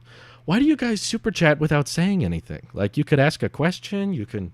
I can shout out your channel or your Twitter or something. I don't know, but all of this stuff you guys are giving me is helping me pay bills to continue making YouTube videos professionally and just make this my full-time job so I can stay on top of the news and keep you guys posted best I can. If you enjoy it, also supercharging the channel and you guys super chatting allows me to remain unsponsored. Some people don't mind sponsors, but they kind of get annoying to me after a certain amount of time. I can only hear about Squarespace so many times before I start losing it. So I'm trying my best to keep my channel free of all the sponsors you've heard a billion times. We don't need to talk about Raid Shadow Legends. We don't need to talk about Squarespace or any of that crap. We can just focus on the content. Some of you may not like my rambling. Some of you may not like my persona or my editing style. That's fine, but at least I don't have to break into commercials after YouTube already puts commercials on the videos. I'm like, that's enough ads for me today. But anyway, thank you all for your support. Ryan Taylor super chatted, says, thank you. I just ordered Starlink because of you. It will be available in Michigan, USA this fall or winter. I can't believe it melts the snow on it. Oh, yeah, it does. I forgot it does that. It doesn't snow where I live, so that that doesn't pertain to me. But I've been very impressed with it. It's a very smoky day right now. The air quality is terrible, and I'm still talking to you guys. It gets a little laggy here and there, but I'm sending all of this data from my end at a fairly high resolution up into space, bouncing off of SpaceX satellites and into your individual screens, which I think is pretty exciting. And it's doing all of this through mountains of smoke and ash, because the wildfire season's crazy right now. Jurg Willie, thank you for the super chat. Hi from Quebec. Your channel is great. Oh, why is everybody being so nice today? You guys are gonna make me cry. My goodness. Circuit Kitty supercharged the channel as well. Man, I'm never gonna talk about NordVPN. I will never have to. Revo End says, "Oh man, Starlink is really struggling to find a satellite." Yeah, West Coast is all smoky today. It's not good. Oh man, someone had a interesting question. Where was it? So you do a lot of, Reedvo says, you do a lot of talking. How do you keep your voice healthy from wearing out? That's a really great question. For the amount of bullcrap I say every day, you'd think I would lose my voice once in a while, but I actually haven't lost my voice in a really long time, which is weird. I probably should have by now. I don't know. I've probably found a good balance of like, doesn't hurt my vocal cords, but it's loud enough for the microphone to pick up. So I don't know. I've found a good middle ground, I guess. But why haven't I lost my voice? He's probably asking, Drew, when are you gonna physically have to shut up? Because when we tell you to shut up, you don't stop talking. Wow, Odd Vice 57. Thank you for supercharging the channel. Appreciate that. You guys are being extremely generous today, and it's very unnecessary, but I'm super grateful. Bradley Kent super chatted $10. Odd Vice says, I figured out how to sign up. Also, shout out to your podcast. Helped me out today during my bike and rowing at the gym today. Whoa, people listen to the podcast? I thought it was just Model Y Mike. Wow. Okay, I guess we should keep recording the EV podcast. We'll probably talk about it tomorrow. We're going to record, I believe we'll record the Tech and EV podcast tomorrow morning. So this will be bouncing off Mike and Nick and Randy if we can get everybody together. Stream has been live for 3 minutes. Oh, no, it's been live since 5 o'clock. That's been live. It's just music so far. We're on Elon time, ladies and gentlemen. So everyone's just kind of chilling in the chat, waiting to see what happens. Derek says, I always appreciated Louis Rossman's take on VPN sponsors. Basically, he won't do it since he can't verify their efficiency/security and doesn't want to be to blame when a breach occurs. That's fair. That's a good argument to not give one, but mine's much more simple. It's just I don't want to give you guys content in the video that you didn't ask for. That's part of the reason. I know it performs very well on YouTube, but my goal is to just make the videos I want to see. I want to be the channel that I want to watch. And I don't like it when a thumbnail has a particular subject and then you watch the video and you have to sit through like 10 minutes of other news before you get to the subject in the thumbnail. So that's why on my channel, I'm just like one subject videos only. If you're trying to grow your YouTube channel, you probably shouldn't follow my advice because there's all these other channels that don't do that and they perform way better than mine. And there's all these channels that do sponsorships and VPN ad reads and stuff, and they seem to do great. So I guess if you care about subscribers and growth, that's the direction you want to take it. But that's just less important to me. I just want to focus on making what I want and making content the way I would want to watch it. So that's why I just have singular subjects in my videos. Hopefully that explains why, in case some of you are curious. Why not do like a Tesla news recap or that kind of thing? It probably would perform better than what I'm doing, but I don't care. I'll just want to focus on you get in the video what you clicked for. It's like you see a title, you see a thumbnail, that's what you're going to get. Nothing else. That's about it. Occasional Drew telling you to supercharge the channel. Apart from that, though, Space Dino became a Supercharge the Channel member. Thank you very much. Artie Bowman says 2 weeks. Have you heard of RoboSyn, and have you seen Boston Dynamics robots? Should Tesla to purchase them? I don't know about RoboSyn. I hope I'm pronouncing that right. But yeah, I've been a huge fan. I was watching Boston Dynamics like seemingly before they were that popular. I remember like when it was all gas-powered robots. And way before Spot, I was watching Boston Dynamics and their channel when it was like big, cow-sized robots that ran on little two-stroke engines. Really, really old videos. So I've been a big fan of them for a long time. I don't think Tesla needs to buy them. I think someone just bought Boston Dynamics. Google bought them a few years ago, but I now think someone else bought them from Google. Was it Hyundai? I can't remember. Some other company bought them, but they're cool, and I think they're really impressive. I just don't think Tesla needs them for anything. Tell me why. I want to hear why do you think Tesla should buy them? Maybe I'm missing something. How do you feel about a plaid badge, the colorful one, on a regular old Standard Range Plus Model 3? You might get judged a little bit, but I mean, it's your car. You do what you want with it. I don't know. Can people buy those colorful plaid badges? Are those for sale? I bet someone's 3D printing them somewhere, but they're not OG, they're not the original badge or something. But yeah, it's your car. Do whatever you want with it. I just think you would probably get someone taking pictures of it and posting it on Twitter and saying, this guy. Oh, guys, I think it's starting. Oh, it's still music. Wait, I've seen this. I've seen every Tesla YouTuber ever. Whoa. Okay, we've got B-roll, ladies and gentlemen. They're still playing music. Japanese bank owns them. SoftBank bought them.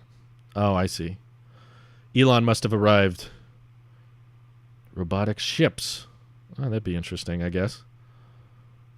Am I familiar with Myers-Briggs? And if so, what is your... the Myers-Briggs test?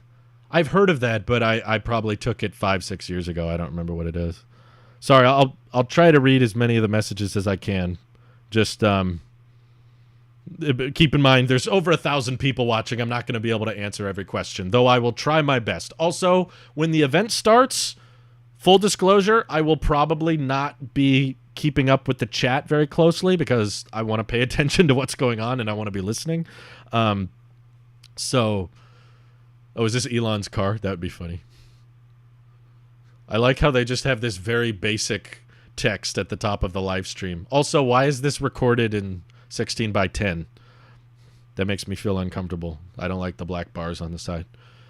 It doesn't matter, but it's just very basic text, full self-driving. RM projects, you better stop that praise. We don't need any Tailosive simps in the chat. Come on. Y'all know I'm make mistakes a lot.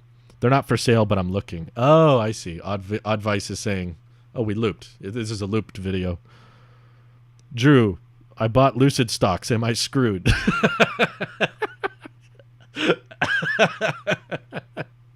Sorry. I just love the way you phrase that. Drew, am I screwed? Hey, all I'll say, no investment advice, no disclosure, do all your own research. I'm not a financial expert. All that disclosure, basically. Don't sue me. That would be great if you did not sue me. But you don't lose money until you sell the stock for less than you paid for it. If you don't sell, just hold as, hey, I'm on a Y. Oh, no, 3 with a roof rack. The roof rack threw me off, made me think it was taller. It's AI day. Robotics engineering watered down, serves a purpose in Tesla. Patents are important for the future of engineering. Yeah, I agree. We are all Tailosive sheep. Yeah, you must be. You gotta be. Autonomous forklifts. I guess there might be a market for that. Oh, Rick K. super chatted. What's Tailosive mean? I explained it a little bit earlier.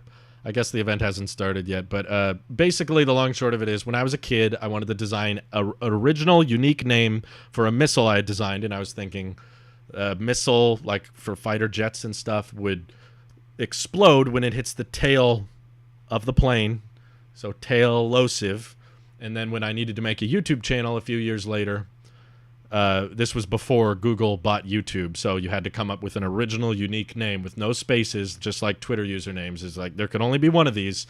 And I had YouTube channels before Tailosive, but you could look them up and it would be lost in a sea of channels that had similar names. So I was like, I want to come up with a channel name that when you look it up, you only get me. So I made sure that no one else was using the name, and I just kind of invented it as a kid, and I thought it sounded cool, so I stuck with it, and now we have the Tailosive network of channels. And now, whether you do it on Google, YouTube, Twitter, whatever platform I'm on, basically, if you search Tailosive, you're only getting me. So that was the intention. Whereas if I did my name, Andrew Productions or something, you would probably get like 50 other channels. What other products can Tesla sell other than cars? HVAC systems. They see, Tesla's main mission is not about cars. It's about accelerating sustainable energy. And I think it makes a lot of sense for them to get in the HVAC business, because most of our houses are using a ton of energy. But the biggest bottleneck on the grid, it's not your TV, it's not your phone, it's not your computers, it's not the stove even. Might be the electric water heater. That probably uses a lot. But probably what even uses more than that is the HVAC system, keeping our homes cool. And as the world is heating up, we're going to be using our HVACs a lot, and those add a lot of extra energy usage to the overall grid. So Tesla finding ways of making super efficient, low cost, also really good at filtering out toxins, as there's tons of ash and smoke in the air right now. They've developed extremely advanced, really, really high-end HVAC systems for their cars that they're now shipping in the Model Y and the S and the X, not the 3 because it's too small, I guess.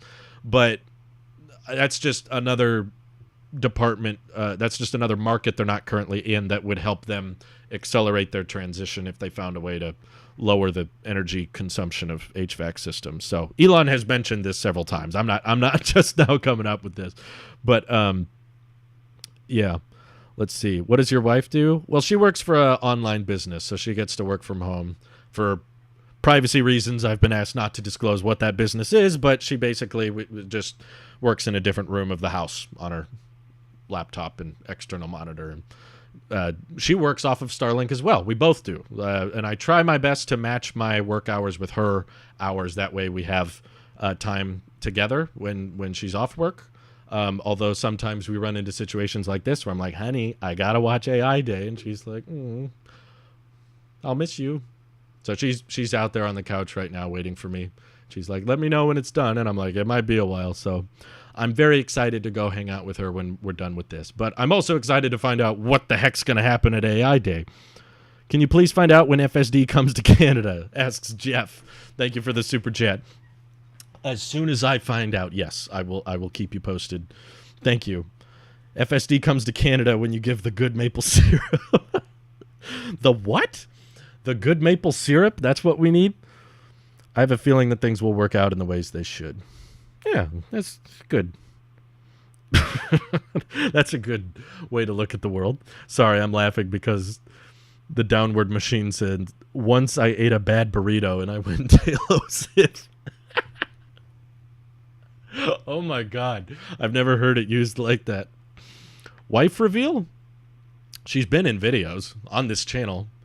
Didn't you guys watch the 7-seater Model Y video we did? My wife was in that one. It's not like a secret. It's not like she's not on the internet. Actually, me and my wife made a whole comedy show on Tailosive TV. So if you're ever really, really bored and want to watch a series of short sketches, go check out Tailosive TV. My wife and I made like a I Love Lucy parody called I Love Louise. Miguel asks, when does Model Y come to Europe? It has. Actually, the not Model Y has, but they've unveiled them at showrooms and stuff, and they've been driving around the area for a while. So they're imported from Shanghai, unfortunately. Well, not unfortunately. They're Shanghai. Giga Shanghai makes great Model Ys, but we were just kind of hoping Giga Berlin would get operational earlier, and now Giga Berlin is delayed, obviously, but hopefully in production by October. But that means there's going to be some Model Ys using the 2170 cells over in Europe that came from China, just because it's shocking that it works this way, but it's actually easier for Tesla to build a Model Y in China, ship it halfway around the world to Europe, than it is to build a factory in Europe and get them operational in that continent. So hopefully we won't have to wait much longer, but yes, Model Y has launched in Europe. We still can't even pre-order Model Ys here in the UK. Oh, I'm sorry, Mersey. That's a shame. Shist27 says, do you watch Now You Know? I don't. I think I know who they are, but no. There's actually not a ton of tech channels I watch. I guess I do watch a lot of EV channels, but are they an EV channel? I guess I don't know much about them. Rob Maurer has reported that Elon is near now. Okay. Elon is in the house, ladies and gentlemen. Jeff is super chatting. Oh my God. We got to unmute quick. Sorry for the delay. Thanks for coming. And It's starting. Some technical difficulties. Really need AI for this. So what we want to show today is that Tesla is very quiet. Much more than an electric car company. That we have. I'm going to boost the audio. Just give me a second. In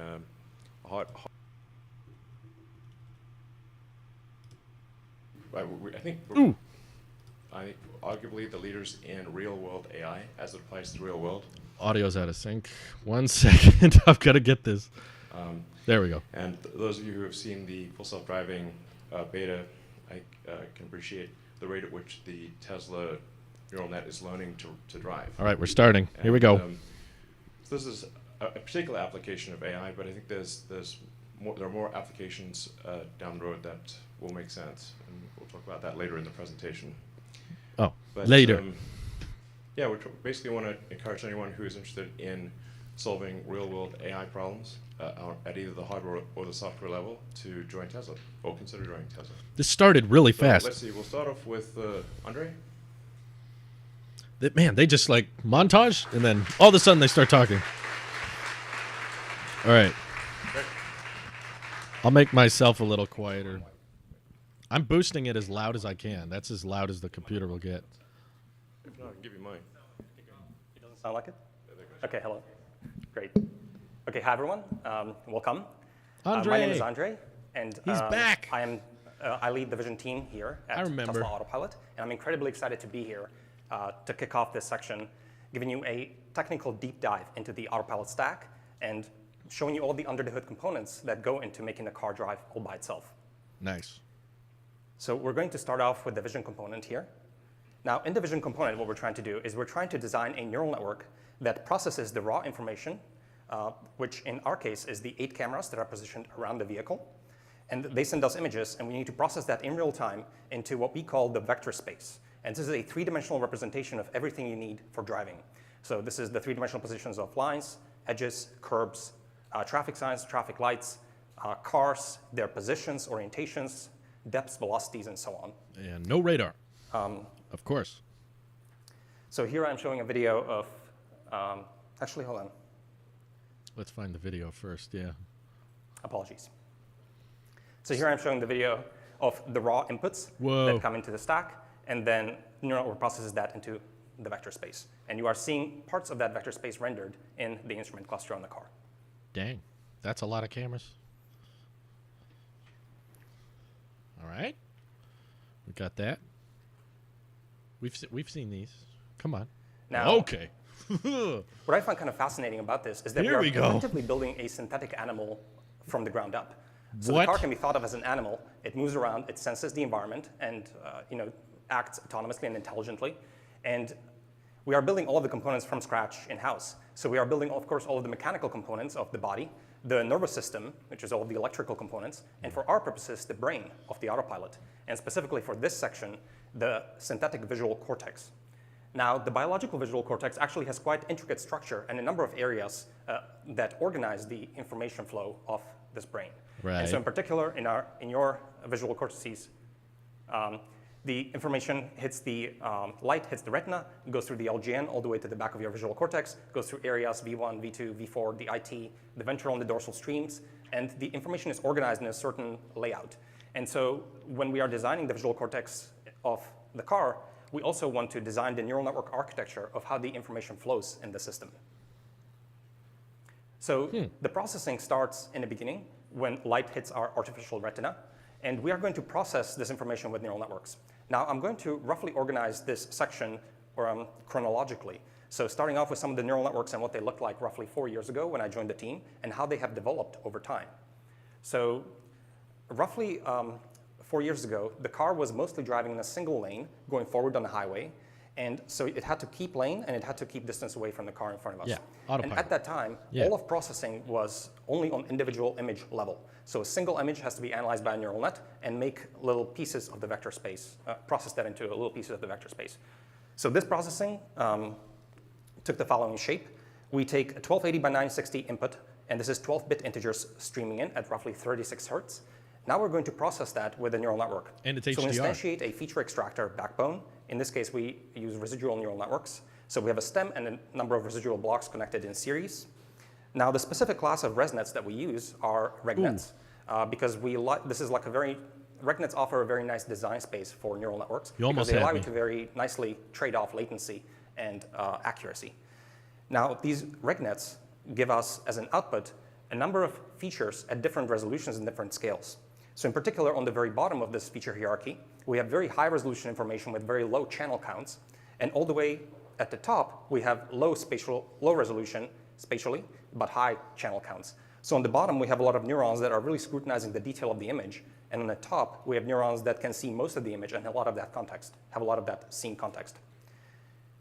We then like to process this with feature pyramid networks. In our case, we like to use BiFPNs.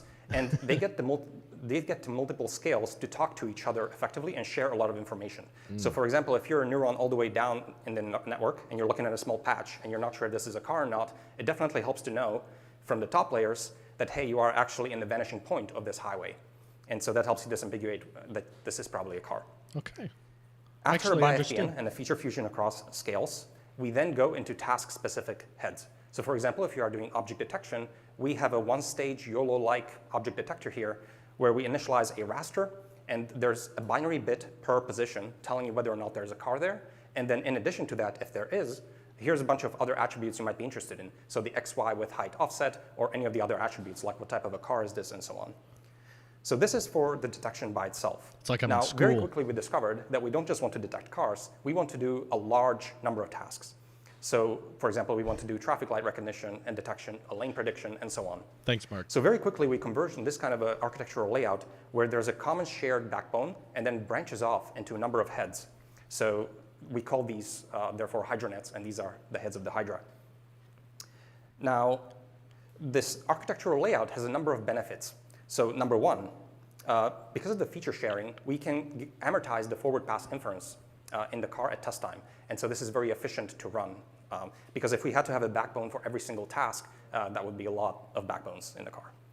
Number two, this decouples all of the tasks. So we can individually work on every one task in isolation. And for example, we can uprev any of the data sets or change some of the architecture of the head and so on. And you are not impacting any of the other tasks. And so we don't have to revalidate all the other tasks, which can be expensive. I think I kind of get it. And number three, because there's this bottleneck here in features, what we do fairly often is that we actually cache these features to disk. And when we are doing these fine-tuning workflows, we only fine-tune from the cached features up and only fine-tune the heads. So most often in terms of our training workflows, we will do an end-to-end training run once in a while where we train everything jointly. Then we cache the features at the multi-scale feature level. And then we fine-tune off of that for a while. And then end-to-end train once again, and so on. So here's the kinds of predictions that we were obtaining, I would say, several years ago now. From one of these hydra nets. So again, we are processing individual images. There we go. I remember we are processing just individual image, and we're making a large number of predictions about these images. So for example, here you can see predictions of the stop signs, the stop lines, the lines, the edges, the cars, the traffic lights, the curbs here, whether or not the car is parked, all of the static objects like trash cans, cones, and so on, and everything here is coming out of the net. Here in this case, out of the hydra net. So this is all wrong. So that was all fine and great, but as we worked towards FSD, we quickly found that this is not enough. So where this first started to break was when we started to work on Smart Summon.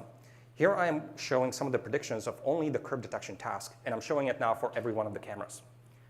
So we'd like to wind our way around the parking lot to find the person who is summoning the car. Now the problem is that you can't just directly drive on image space predictions. You actually need to cast them out and form some kind of a vector space around you. So we attempted to do this using C++ and developed what we called the occupancy tracker at the time. Okay. This is... So here we see that the curb detections from the images are being stitched up across camera scenes, camera boundaries, and over time. Wow. Now, there were two major problems, I would say, with the setup. Number one, we very quickly discovered that tuning the occupancy tracker and all of its hyperparameters was extremely complicated. You don't want to do this explicitly by hand in C++. You want this to be inside a neural network and train that end to end. Yeah. Number two, we very quickly discovered that the image space is not the correct output space. You don't want to make predictions in image space. You really want to make it directly in the vector space. So here's a way of illustrating the issue. So here I'm showing on the first row the predictions of our curbs and our lines in red and blue. And they look great in the image, but once you cast them out into the vector space, things start to look really terrible. And we are not going to be able to drive on this. No. So that looks... you see how the predictions are quite bad in vector space. And the reason for this fundamentally is because you need to have an extremely accurate depth per pixel in order to actually do this projection. And so you can imagine just how high of a bar it is to predict that depth so accurately in these tiny, in every single pixel of the image.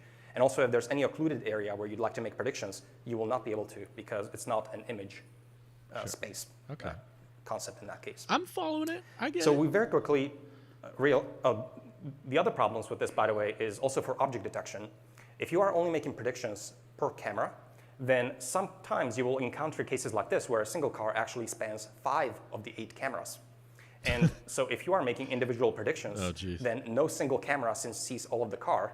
And so obviously you're not going to be able to do a very good job of predicting that whole car. And it's going to be incredibly difficult to fuse these measurements. Yeah, that's fair enough. So we have this intuition that what we'd like to do instead is we'd like to take all of the images and simultaneously feed them into a single neural net and directly output in vector space.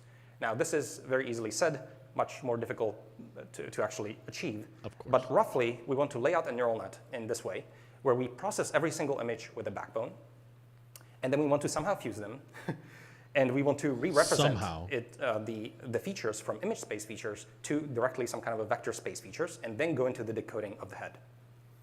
Now, so there are two problems with this. Problem number one, how do you actually create the neural network components that do this transformation? And you have to make it differentiable so that end-to-end training is possible. And number two, if you want vector space predictions from your neural net, you need vector space data sets. So just labeling images and so on is not going to get you there. You need vector space labels. We're going to talk a lot more about problem number 2 later in the talk. For now, I want to focus on the neural network architectures, so I'm going to deep dive into problem number 1. So here's the rough problem, right? We're trying to have this bird's eye view prediction instead of image space predictions. So for example, let's focus on a single pixel in the output space in yellow. And this pixel is trying to decide, am I part of a curb or not, as an example. And now, where should the support for this kind of a prediction come from in the image space? Well, we know roughly how the cameras are positioned and their extrinsics and intrinsics, so we can roughly project this point into the camera images. And the evidence for whether or not this is a curb may come from somewhere here in the images. The problem is that this projection is really hard to actually get correct because it is a function of the road surface. The road surface could be sloping up or sloping down, or also there could be other data-dependent issues. For example, there could be an occlusion due to a car. So if there's a car occluding this viewport, this part of the image, then actually you may want to pay attention to a different part of the image, not the part where it projects. And so because this is data-dependent, it's really hard to have a fixed transformation for this component. What am I? So in order to solve this issue, we use a transformer to represent this space. And this transformer, it uses multi-headed self-attention and blocks of it. In this case, actually, we can get away with even a single block doing a lot of this work. And effectively what this does is you initialize a raster of the size of the output space that you would like, and you tile it with positional encodings with sines and coses in the output space. And then these get encoded with an MLP into a set of query vectors. And then all of the images and their features also emit their own keys and values. And then the query's keys and values feed into the multi-headed self-attention. And so effectively what's happening is that every single image piece is broadcasting in its key what is it a part of. So hey, I'm part of a pillar in roughly this location, and I'm seeing this kind of stuff. And that's in the key. And then every query is something along the lines of, hey, I'm a pixel in the output space at this position, and I'm looking for features of this type. Then the keys and the queries interact multiplicatively, and then the values get pooled accordingly. And so this re-represents the space, and we found this to be very effective for this transformation. So if you do all of the engineering correctly, this again is very easily said, difficult to do. You do all of the engineering correctly. There's one more problem actually before. There's lots of problems. Up with the slides. So one more thing, you have to be careful with some of the details here when you are trying to get this to work. So in particular, all of our cars are slightly cockeyed in a slightly different way. And so if you're doing this transformation from image space to the output space, you really need to know what your camera calibration is. And you need to feed that in somehow into the neural net. Oh, gee. And so you could definitely just like concatenate the camera calibrations of all of the images and somehow feed them in with an MLP. But actually, we found that we can do much better by transforming all of the images into a synthetic virtual camera using a special rectification transform. So this is what that would look like. We insert a new layer right above the image, rectification layer. It's a function of camera calibration, and it translates all of the images into a virtual common camera. So if you were to average up a lot of repeater images, for example, which face to the back, without doing this, you would get a kind of a blur. But after doing the rectification transformation, you see that the back mirror gets really crisp. So once you do this, this improves the performance quite a bit. Well, that's good. So here are some of the results. Wow. So on the left, we are seeing what we had before, and on the right, we're now seeing significantly improved predictions coming directly out of the neural net. This is a multi-camera network predicting directly in vector space, and you can see that it's basically night and day. You can actually drive on this. And this took some time and some engineering and incredible work from the AI team to actually get this to work and deploy and make it efficient in the car. Oof. This also improved a lot of our object detection. So for example, here in this video, I'm showing single camera predictions in orange and multi-camera predictions in blue. And basically, if you can't predict these cars if you are only seeing a tiny sliver of a car. So your detections are not going to be very good, and their positions are not going to be good. LiDAR the doesn't multi-camera fix network it. does not have an issue. Here's another video from a more nominal sort of situation. And we see that as these cars in this tight space cross camera boundaries, there's a lot of jank that enters into the predictions. Very jank. And basically, the whole setup just doesn't make sense, especially for very large vehicles like this one. And we can see that the multi-camera networks struggle significantly less with these kinds of predictions. OK, so at this point, we have multi-camera networks, and they're giving predictions directly in vector space. But we are still operating at every single instant in time completely independently. So very quickly, we discovered that there's a large number of predictions we want to make that actually require the video context. And we need to somehow figure out how to feed this into the net. So in particular, is this car parked or not? Is it moving? How fast is it moving? Is it still there, even though it's temporarily occluded? Or for example, if I'm trying to predict the road geometry ahead, it's very helpful to know of the signs or the road markings that I saw 50 meters ago. So we try to develop, we try to insert video modules into our neural network architecture, and this is kind of one of the solutions that we've converged on. So we have the multi-scale features as we had them from before, and what we are going to now insert is a feature queue module that is going to cache some of these features over time, and then a video module that is going to fuse this information temporally. And then we're going to continue into the heads that do the decoding. Now, I'm going to go into both of these blocks one by one.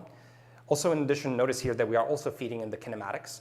This is basically the velocity and the acceleration that's telling us about how the car is moving. Wow. So not only are we going to keep track of what we're seeing from all the cameras, but also how the car has traveled. Ooh. So here's the feature queue and the rough layout of it. We are basically concatenating these features over time and the kinematics of how the car has moved and the positional encodings, and that's being concatenated, encoded, and stored in a feature queue. And that's going to be consumed by a video module. Now, there's a few details here, again, to get right. So in particular, with respect to the pop and push mechanisms, and when do you push, and how, and especially when do you push, basically. I'm sorry. So here's a cartoon diagram illustrating some of the challenges here. There's going to be the ego car is coming from the bottom and coming up to this intersection here, and then traffic is going to start crossing in front of us, and it's going to temporarily start occluding some of the cars ahead. And then we're going to be stuck at this intersection for a while and just waiting our turn. This is something that happens all the time and is a cartoon representation of some of the challenges here. I like it. So number one, with respect to the feature queue and when we want to push into a queue, obviously we'd like to have some kind of a time-based queue where, for example, we enter the features into the queue, say, every 27 milliseconds. And so if a car gets temporarily occluded, then the neural network now has the power to look and reference the memory in time and learn the association that, hey, even though this thing looks occluded right now, there's a record of it in my previous features, and I can use this to still make a detection. So that's kind of like the more obvious one, but the one that we also discovered is necessary in our case is, for example, suppose you're trying to make predictions about the road surface and the road geometry ahead, and you're trying to predict that I'm in a turning lane and the lane next to us is going straight. Then it's really necessary to know about the line markings and the signs, and sometimes they occur a long time ago. And so if you only have a time-based queue, you may forget the features while you're waiting at your red light. So in addition to a time-based queue, we also have a space-based queue. So we push every time the car travels a certain fixed distance. So some of these details actually can matter quite a bit. And so in this case, we have a time-based queue and a space-based queue to cache our features, and that continues into the video module. Now, for the video module, we looked at a number of possibilities of how to fuse this information temporally. So we looked at three-dimensional convolutions, transformers, axial transformers in an effort to try to make them more efficient, recurrent neural networks over a large number of flavors. But the one that we actually like quite a bit as well, and I want to spend some time on, is a spatial recurrent neural network video module. And so what we're doing here is, this is very because of the structure of the problem, we're driving on two-dimensional surfaces. We can actually organize the hidden state into a two-dimensional lattice. And then as the car is driving around, we update only the parts that are near the car and where the car has visibility. So as the car is driving around, we are using the kinematics to integrate the position of the car in the hidden features grid. And we are only updating the RNN at the points where we have that are nearby us, sort of. So here's an example of what that looks like. You're trying to recruit people. Here, what I'm going to show you is the car driving around, and we're looking at the hidden state of this RNN.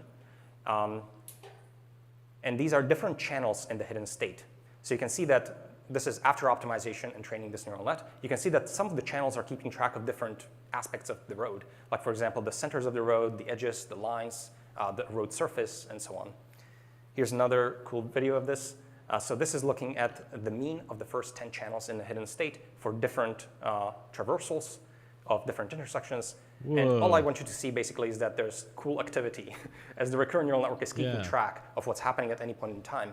And you can imagine that we've now given the power to the neural network to actually selectively read and write to this memory. So for example, if there's a car right next to us and is occluding some parts of the road, then now the network has the ability to not write to those locations. But when the car goes away and we have a really good view, then the recurrent neural net can say, okay, we have very clear visibility. We definitely want to write information about what's in that part of space. Wow.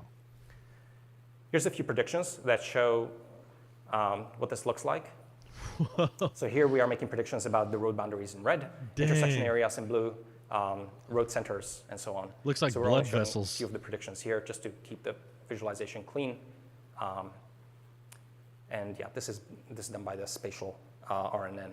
And this is only showing a single clip, a single traversal, but you can imagine there could be multiple trips through here, and basically a number of cars, a number of clips could be collaborating to build this map, basically and effectively an HD map, except it's not in a space of explicit items, it's in a space of features of a recurrent neural network, which is kind of cool. I haven't seen that before.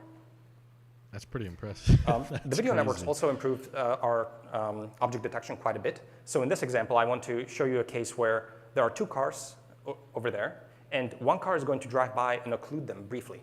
So look at what's happening with the single frame and the video predictions as the cars pass in front of us. Ew.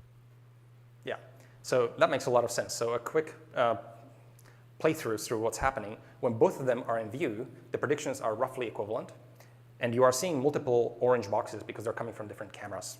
Oh, okay. Gotcha. When they are occluded, the single frame networks drop the detection, but the video module remembers it, and we can persist the cars.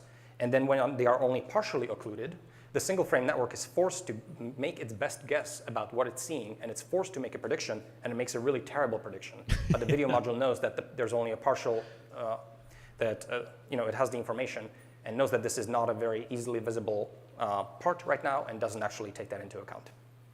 We also saw significant improvements in our ability to estimate depth, and of course, especially velocity. Terrible prediction. So here I'm showing a clip from our remove the radar push, where we are seeing the radar depth and velocity in green, and we were trying to match or even surpass, of course, the signal just from video networks alone. And what you're seeing here is in orange, we are seeing a single frame performance, and in blue, we are seeing, again, video modules. And so you see that the quality of depth is much higher. And for velocity, the orange signal, of course, you can't get velocity out of a single frame network, so we just differentiate depth to get that. But the video module actually is basically right on top of the radar signal. And so we found that this worked extremely well for us. So here's putting everything together. This is what our architecture roughly looks like today. So we have raw images feeding on the bottom. That's such a cool animation. They go through a rectification layer to correct for camera calibration and put everything into a common virtual camera. We pass them through RegNets, residual networks, to process them into a number of features at different scales. We fuse the multi-scale information with BiFBN. This goes through a transformer module to re-represent it into the vector space in the output space. This feeds into a feature queue in time or space that gets processed by a video module, like the spatial RNN, and then continues into the branching structure of the HydroNet with trunks and heads for all the different tasks. And so that's the architecture roughly what it looks like today. And on the right, you are seeing some of its predictions sort of visualized both in a top-down vector space and also in images. So definitely, this architecture has definitely complexified from just a very simple image-based single network about 3 or 4 years ago and continues to evolve. It's definitely quite impressive now. There's still opportunities for improvements that the team is actively working on. For example, you'll notice that our fusion of time and space is fairly late in neural network terms. So maybe we can actually do earlier fusion of space or time and do, for example, cost volumes or optical flow-like networks on the bottom. Or for example, our outputs are dense rasters, and it's actually pretty expensive to post-process some of these dense rasters in the car. And of course, we are under very strict latency requirements, so this is not ideal. We actually are looking into all kinds of ways of predicting just the sparse structure of the road, maybe like point by point, or in some other fashion that doesn't require expensive post-processing. You need really good latency. But this basically is how you achieve a very nice vector space. And now I believe Ashok is going to talk about how we can run play and control on top of it. All right. Next. Thank you, Andre. Hi, everyone. My name is Ashok. I lead the planning and controls, auto labeling, and simulation teams. So, like Andre mentioned, the vision networks take dense video data and then compress it down into a 3D vector space. The role of the planner now is to consume this vector space and get the car to the destination while maximizing the safety, comfort, and the efficiency of the car. Even back in 2019, our planner was a pretty capable driver. It was able to stay in the lanes, make lane changes as necessary, and take exits of the highway. But city driving is much more complicated. Rarely there are structured lane lines. Vehicles do much more free-form driving. Then the car has to respond to all of cuttons and crossing vehicles and pedestrians doing funny things. Funny things from pedestrians. what is the key problem in planning? Yeah, that's a problem. Number one, the action space is very non-convex. And number two, it is high dimensional. What I mean by non-convex is there can be multiple possible solutions that can be independently good, but getting a globally consistent solution is pretty tricky. So there can be pockets of local minima that the planning can get stuck into. And secondly, the high dimensionality comes because the car needs to plan for the next 10 to 15 seconds. It needs to produce the position, velocities, and acceleration over this entire window. This is a lot of parameters to produce at runtime. Discrete search methods are really great at solving non-convex problems because they are discrete, they don't get stuck in local minima, whereas continuous function optimization can easily get stuck in local minima and produce poor solutions that are not great.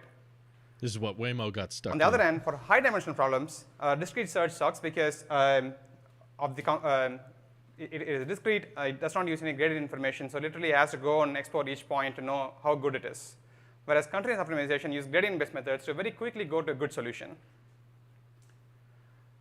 Our solution to this entire problem is to break it down hierarchically. First, use a code search method to crunch down the non-convexity and come up with a convex corridor, and then use continuous optimization techniques to make the final smooth trajectory. It seems smarter. Let's see an example of how the search operates. So here, we're trying to do a lane change. In this case, the car needs to do two back-to-back lane changes to make the left turn up ahead. For this, the car searches over different maneuvers. So in the first one it searches is lane change that's close by, but the car brakes pretty harshly, so it's pretty uncomfortable. Waymo's stuck the next maneuver it tries, that's the lane change a bit late, so it speeds up, goes behind the other car, goes in front of the other cars, and finally does the lane change. But now it risks missing the left turn. We do thousands of such searches in a very short time span. Because these are all physics-based models, these futures are very easy to simulate. So fast. And in the end, we have a set of candidates, and we finally choose one based on the optimality conditions of safety, comfort, and easily making the turn. That's good. That's, yeah, those so are now good the car has pillars. chosen this path, and you can see that as the car executes this trajectory, it pretty much matches what we had planned. The cyan plot on the right side here, that one is the actual velocity of the car, and the white line underneath it was the plan. So we are able to plan for 10 seconds here and able to match that when we see in hindsight. So this is a well-made plan. Okay. When driving alongside other agents, it's important to not just plan for ourselves, but instead we have to plan for everyone jointly and optimize for the overall scene's traffic flow. In order to do this, what we do is we literally run the autopilot planner on every single relevant object in the scene. Wow. Here's an example of why that's necessary. Every object?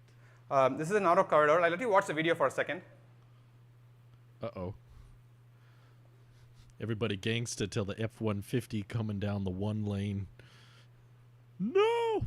What you want to do is floor it right here. Run over them.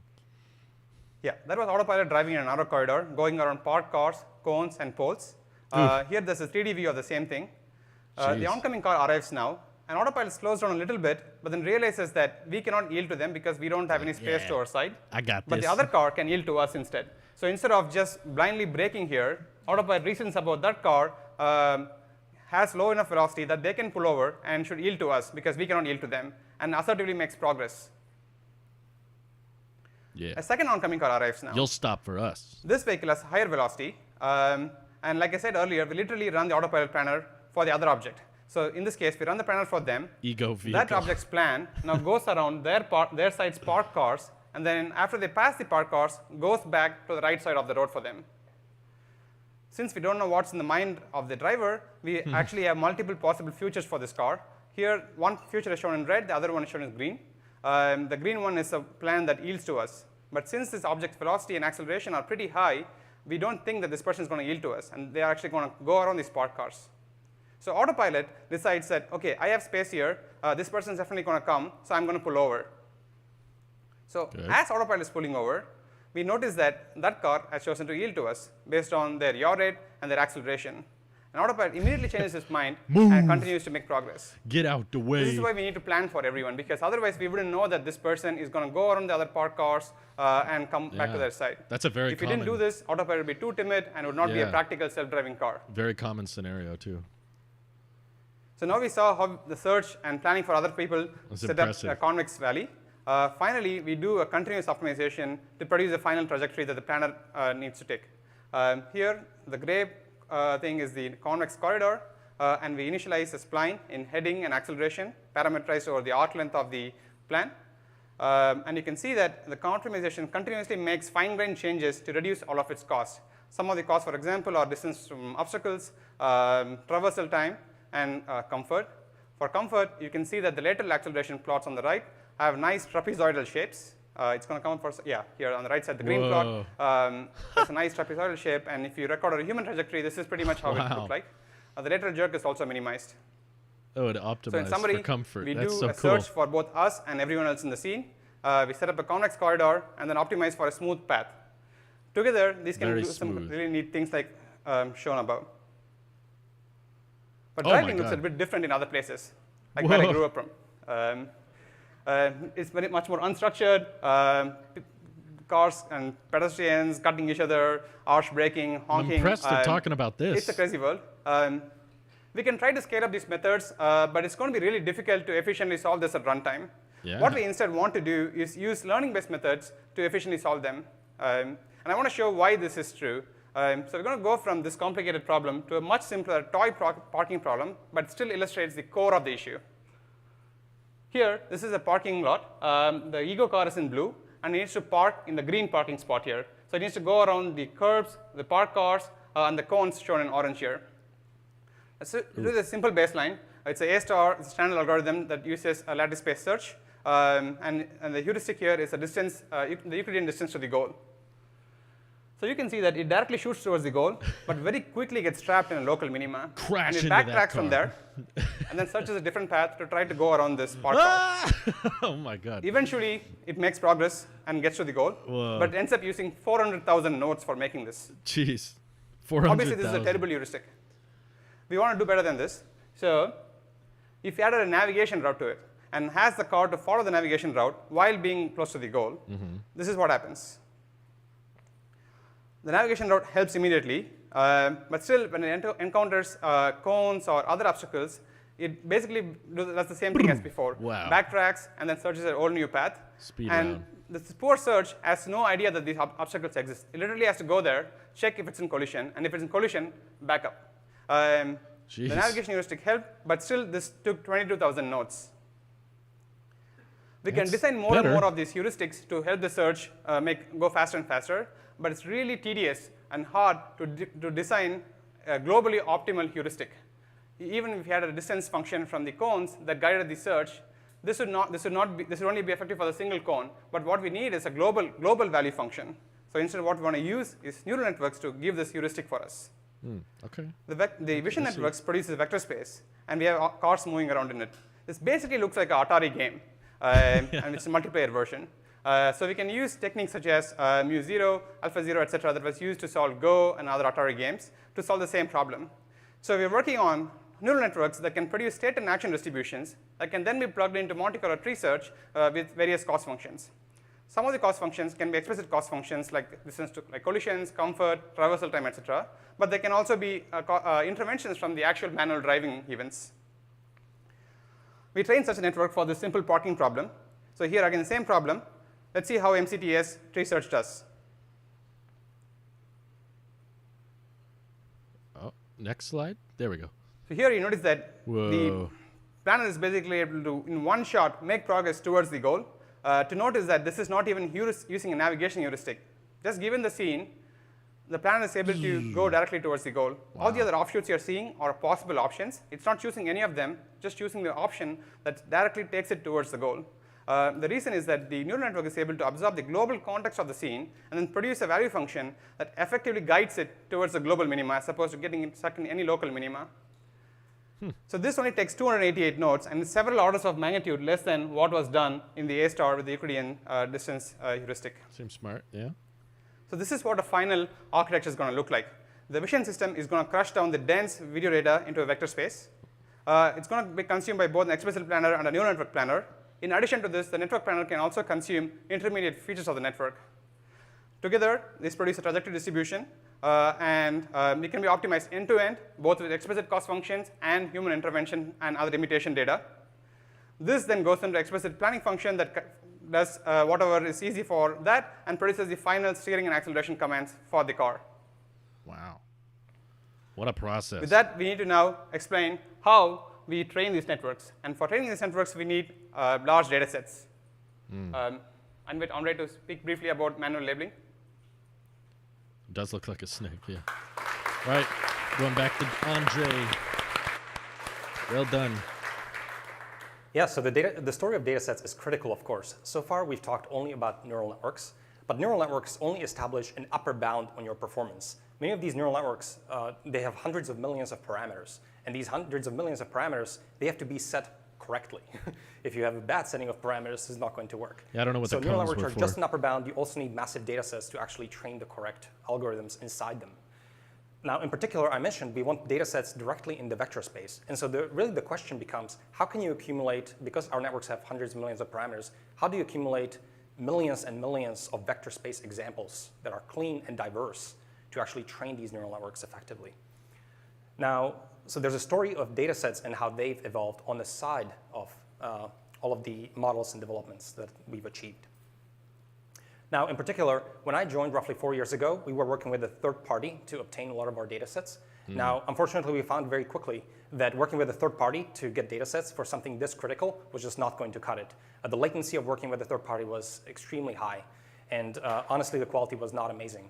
And so in the spirit of full vertical integration at Tesla, we brought all of the labeling in-house.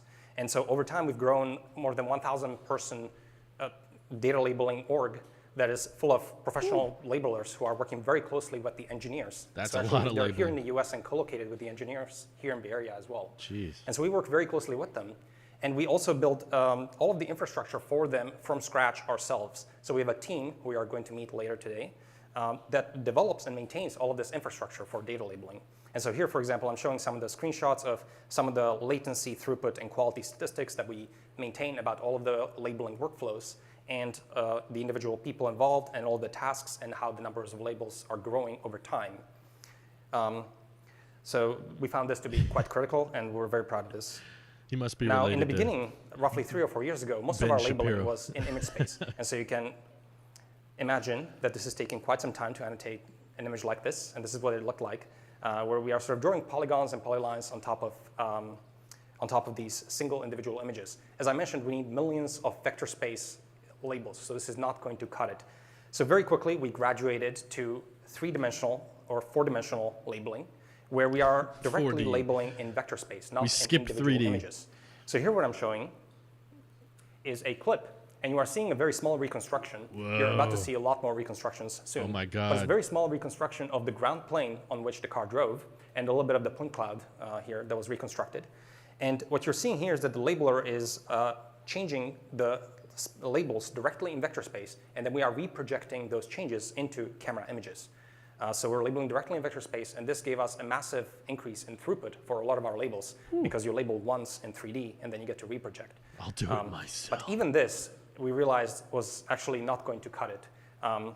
This wasn't enough? So, because people and computers have different pros and cons. So Oh my people are God. extremely good at things like semantics, but computers are very good at geometry, reconstruction, triangulation, tracking. And so really for us, it's much more becoming a story of how do humans and computers collaborate to actually create these vector space data sets. And so we're going to now talk about auto labeling, which is some of the infrastructure we've developed for Wow. labeling these clips at scale. Yeah, Ford and GM right now are just like, oh no, we're Hi again. screwed. So even though we have lots of human labelers, the amount of training data needed for training the network significantly outnumbers them. So we try to invest in a massive auto labeling pipeline. Here's an example of how we label a single clip. A clip is an entity that has dense sensor data, like videos, IMU data, GPS, odometry, etc. These can be 45 seconds to a minute long. These can be uploaded by our own engineering cars or from customer cars. We collect these clips, and then send them to our servers, where we run a lot of neural networks offline to produce intermediate results, like segmentation masks, depth, point matching, etc. This then goes through a lot of robotics and AI algorithms to produce a final set of labels that can be used to train the networks. Is this where Dojo One of the first comes in? tasks we want to label is the road surface. Typically, we can use splines or meshes to represent the road surface, but those are, because of the topology restrictions, are not differentiable and not amenable to producing this. So what we do instead is in the style of neural radiance fields work from last year, which is quite popular. So we use an implicit representation to represent the road surface. Here, we are querying xy points on the ground and asking for the network to predict the height of the ground surface, along with various semantics such as curbs, lane boundaries, road surface, drivable space, etc. So given a single xy, we get a z. Together, these make a 3D point, and they can be reprojected into all the camera views. So we make millions of such queries and get lots of points. These points are reprojected into all the camera views. We are showing on the top right here one such camera image with all these points reprojected. Now we can compare this point, reprojected point, with the image space prediction of the segmentations. And jointly optimizing this over all the camera views, both across space and time, produces an excellent reconstruction. Here's an example of how that looks like. So here, this is an optimized road surface that reprojects into the 8 cameras that the car has and across all of time. And you can see how it's consistent across both space and time. Yeah, it accounts for the depth too. So a single car driving through some location can sweep out some patch around the trajectory using this technique. But we don't have to stop there. So here, we collected different clips from the same location, from different cars maybe, and each of them sweeps out some part of their road. Cool thing is we can bring them all together into a single giant optimization. So here, these 16 different trips are organized aligned using various features such as road edges, lane lines. All of them should agree with each other and also agree with all of their image space observations. Together, this provides an effective way to label the road surface, not just where the car drove, but also in other locations that it hasn't driven yet. Again, the point of this is not to just build HT maps or anything like that. It's only to label the clips through these intersections. So we don't have to maintain them forever, as long as the labels are consistent with the videos that they were collected at. Optionally, then humans can come on top of this and clean up any noise or add additional metadata to make it even richer. This is really interesting. We don't have to stop at just the road surface. We can also arbitrarily reconstruct 3D static obstacles. Here, this is a reconstructed 3D point cloud from our cameras. The main innovation here is the density of the point cloud. Typically, these points require texture to form associations from one frame to the next frame. But here, we are able to produce these points even on textureless surfaces like the road surface or walls. And this is really useful to annotate arbitrary obstacles that we can see in the world. Yeah, it's got the speed bumps down too. One more cool advantage of doing all of this on the servers offline is that we have the benefit of hindsight. This is a super useful hack because, say in the car, the network needs to produce the velocity. It just has to use the historical information and guess what the velocity is. But here, we can look at both the history but also the future and basically cheat and get the correct answer of the kinematics like velocity, acceleration, etc. One more advantage is that we can have like different tracks, but we can stitch them together even through occlusions. Because we know the future, we have future tracks, we can match them and then associate them. So here you can see the pedestrians on the other side of the road are persisted even through multiple occlusions by these cars. Wow. My this is really important for the planner because the planner needs to know if it saw someone, it still needs to account for them even then they're occluded. So this is a massive advantage. Thank you, VFL O'Hare. Thank you. Combining everything together, we can produce these amazing data sets that annotate all of the road texture, all of the static objects, and all of the moving objects, even through occlusions, producing excellent kinematic labels. You can see how the cars turn smoothly, produce really smooth labels. All the pedestrians are consistently tracked. The parked cars have basically zero velocity, so we can also know that they are parked. So this is huge for us. This is one more example of the same thing. You can see how everything is consistent. We want to produce 1 million such labeled clips and then train our multicam video networks with such large data set and really crush this problem. We want to get the same view that's consistent that you're seeing here in the car. We started our first exploration of this with the Remove the Radar project. We removed it in a very short time span, I think, within 3 months. In the early days of the network, we noticed, for example, in low visibility conditions, the network can suffer understandably because obviously this truck just dumped a bunch of snow on us, and it's really hard to see. Right. But we should still remember that this car was in front of us. But our networks early on did not do this because of the lack of data in such conditions. So what we did, we asked the fleet to produce lots of similar clips. Wow. And the fleet responded, it did. So it produces, does it play? Yeah. There we go. We got it. It produces lots of video clips where shit's falling out of all other vehicles.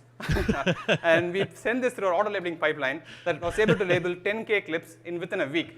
This would have taken several months with humans labeling every single clip here. 10,000 clips. So we did this for 200 different conditions, and we were able to very quickly create large data sets, and that's how we were able to remove this. Dang. So once we train the networks with this data, you can see that it's totally working and keeps in memory that this object was there and provides this.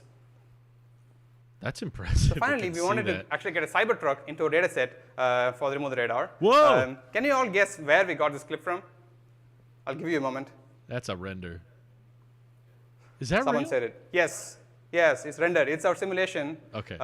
It was hard for me to tell initially, and if I may say so myself, it looks pretty. It looks very pretty. So yeah, that's all simulation. In addition to auto labeling, we also invest heavily in using simulation for labeling our data. Cybertruck still looks dope. So this is the same scene as seen Even before, if it's fake. but from a different camera angle. Dude, look at that truck. So a few things that I wanted to point out. For example, the ground surface. It's not plain asphalt. There are lots of cars and cracks and tar seams. There's some patchwork done on top of it. Vehicles move realistically. The truck is articulated, even goes over the curb and makes a wide turn. The other cars behave smartly. They avoid collisions, go around cars, and also smooth and accelerate smoothly, brake and accelerate smoothly. Yeah, that semi-truck was screwed up. The car here with the logo on the top is Autopilot. Actually, Autopilot is driving that car. And None of this is left real, turn. by the way. Just so you guys are aware. And This since is it's a all simulation, rendered. it starts from the vector space. So it has perfect labels. Here we show a few of the labels that we produce. These are vehicle cuboids with kinematics, depth, surface normals, segmentation. But Andre can name a new task that he wants next week, and we can very quickly produce this because we already have the vector space, and we can write the code to produce these labels very, very quickly. Wow. Good. So when does simulation help? It Why helps, are there number people one, running when in the data is difficult to source. There's a dog As in the large street. as our fleet is, it can still be hard to get some crazy scenes, like this couple and their dog running on the highway while there are other high-speed cars around. Yeah, what the heck? This is a pretty rare scene, I'd say, but still can happen, and Autopilot still needs to handle it when it happens. Oh, yeah. When data is difficult to label, there are hundreds of pedestrians crossing the road. This could be a Manhattan, downtown, people crossing the road. It's going to take several hours for humans to label this clip. And even for automatic labeling algorithms, this is really hard to get the association right, and it can produce like bad velocities. But in simulation, this is trivial because you already have the objects. You just have to like spit out the cuboids and the velocities. I'm sorry, that image And also is just finally, when we hilarious. introduce closed loop behavior, where the cars needs to be in a determined situation or the data depends on the actions, this is pretty much the only way to get it reliably. Okay. All this is great. What's needed to make this happen? Number one, accurate sensor simulation. Again, the point of the simulation is not to just produce pretty pictures. Simulation It needs on to the produce right. what the camera in the car would see and other sensors would see. So here, we are stepping through different exposure settings of the real camera on the left side and the simulation on the right side. We're able to pretty much match what the real cameras do. It's pretty close. In order to do this, we had to model a lot of the properties of the camera in our sensor simulation, starting from sensor noise, motion blur, optical distortions, even headlight transmissions, even like diffraction patterns of the windshield, etc. We don't use this just for the Autopilot software. We also use it to make hardware decisions such as lens design, camera design, sensor placement, even headlight transmission properties. That looks real to me. It's an impressive simulation. Second, we need to render the visuals in a realistic manner. You cannot have what in the game industry called jaggies. These are aliasing artifacts that are a dead giveaway that this is simulation. We don't want them. So we go through a lot of pains to produce nice spatio-temporal anti-aliasing. We also are working on neural rendering techniques to make this even more realistic. Yeah, this is all a render. Yeah. In addition, we also use ray tracing to produce realistic lighting and global illumination. Okay, that's the last of the cop cars, I think. Yeah, the couple and the dog do a better job staying in the lane than some drivers. We obviously cannot have really just 4 or 5 cars because the network will easily overfit because it knows the sizes. Plaid mode. So we need to have realistic assets, like the moose on the road here. We have thousands of assets in our library, and they can wear different shirts and actually can move realistically. So this is really cool. There's a moose. We also have a lot of different locations mapped and created to create these sim environments. We have actually 2,000 miles of road built, and this is almost the length of the roadway from the east coast to the west coast of the United States, which I think is pretty cool. In addition, we have built efficient tooling to build several miles more on a single day for a single artist. Oh my God. But this is just tip of the iceberg. Wow. Actually, most of the data that we use to train is created procedurally using algorithms as opposed to artists making these simulation scenarios. So these are all procedurally created roads with lots of parameters such as curvature, varying trees, cones, poles, cars with different velocities, and the interaction produce an endless stream of data for the network. My goodness. But a lot of this data can be boring because the network may not already get it correct. So what we do is we use also ML-based techniques to basically perturb the network to see where it's failing at and create more data around the failure points of the network. So this is in closed loop trying to make the network performance be better. We don't want to stop there. So actually, we want to recreate any failures that happens to the autopilot in simulation so that we can hold autopilot to the same bar from then on. So here on the left side, you're seeing a real clip that was collected from a car. It then goes through our auto labeling pipeline to produce a 3D reconstruction of the scene along with all the moving objects. With this combined with the original visual information, we recreate the same scene synthetically and create a simulation scenario entirely out of it. So, and then when we replay autopilot on it, autopilot can do entirely new things, and we can form new worlds, new outcomes from the original failure. This is amazing because we really don't want autopilot to fail, and when it fails, we want to capture it and keep it to that bar. Of course. Okay. Not just that, we can actually take the same approach that we said earlier and take it one step further. We can use neural rendering techniques to make it look even more realistic. So we take the original video clip, recreate a synthetic simulation from it, and then apply neural rendering techniques on top of it, and it produces this, which looks amazing in my opinion, because this one is very realistic and looks almost like it was captured by the actual cameras. Yeah, it's hard to tell. This is the result from last night because it was cool and we wanted to present it. But yeah, I'm very excited for what Sim can achieve. But this is not all bullshit because networks trained in the car already use simulation data. We used 300 million images with almost 500 million labels. And we want to crush down all the tasks that are going to come up for the next several months. With that, I invite Milan to explain how we scale these operations and really build a label factory and spit out millions of labels. Dang. That's pretty extreme. Just don't give me any timelines. All right, thanks, Ashok.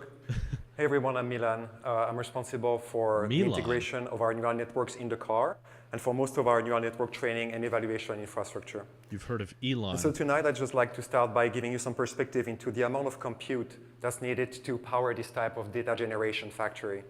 And so in the specific context of the push we went through as a team here a few months ago to get rid of the dependency on the radar sensor for autopilot, we generated over 10 billion labels across 2.5 million clips. Ooh.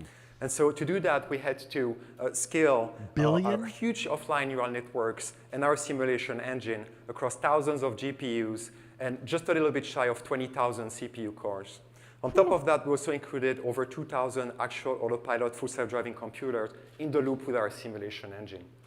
And that's our smallest compute cluster. That's the smallest one.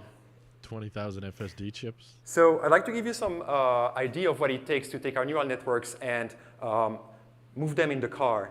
And so the two main constraints that we're working under here are mostly latency and frame rate, which are very important for safety, but also to get proper estimates of acceleration and velocity of our surroundings. I never see it in color. And so the meat of the problem really is around the AI compiler that we write and extend here within the group that essentially maps the compute operations for my PyTorch model to a set of dedicated and accelerated pieces of hardware. And we do that while figuring out a schedule that's optimized for throughput while working under severe SRAM constraints.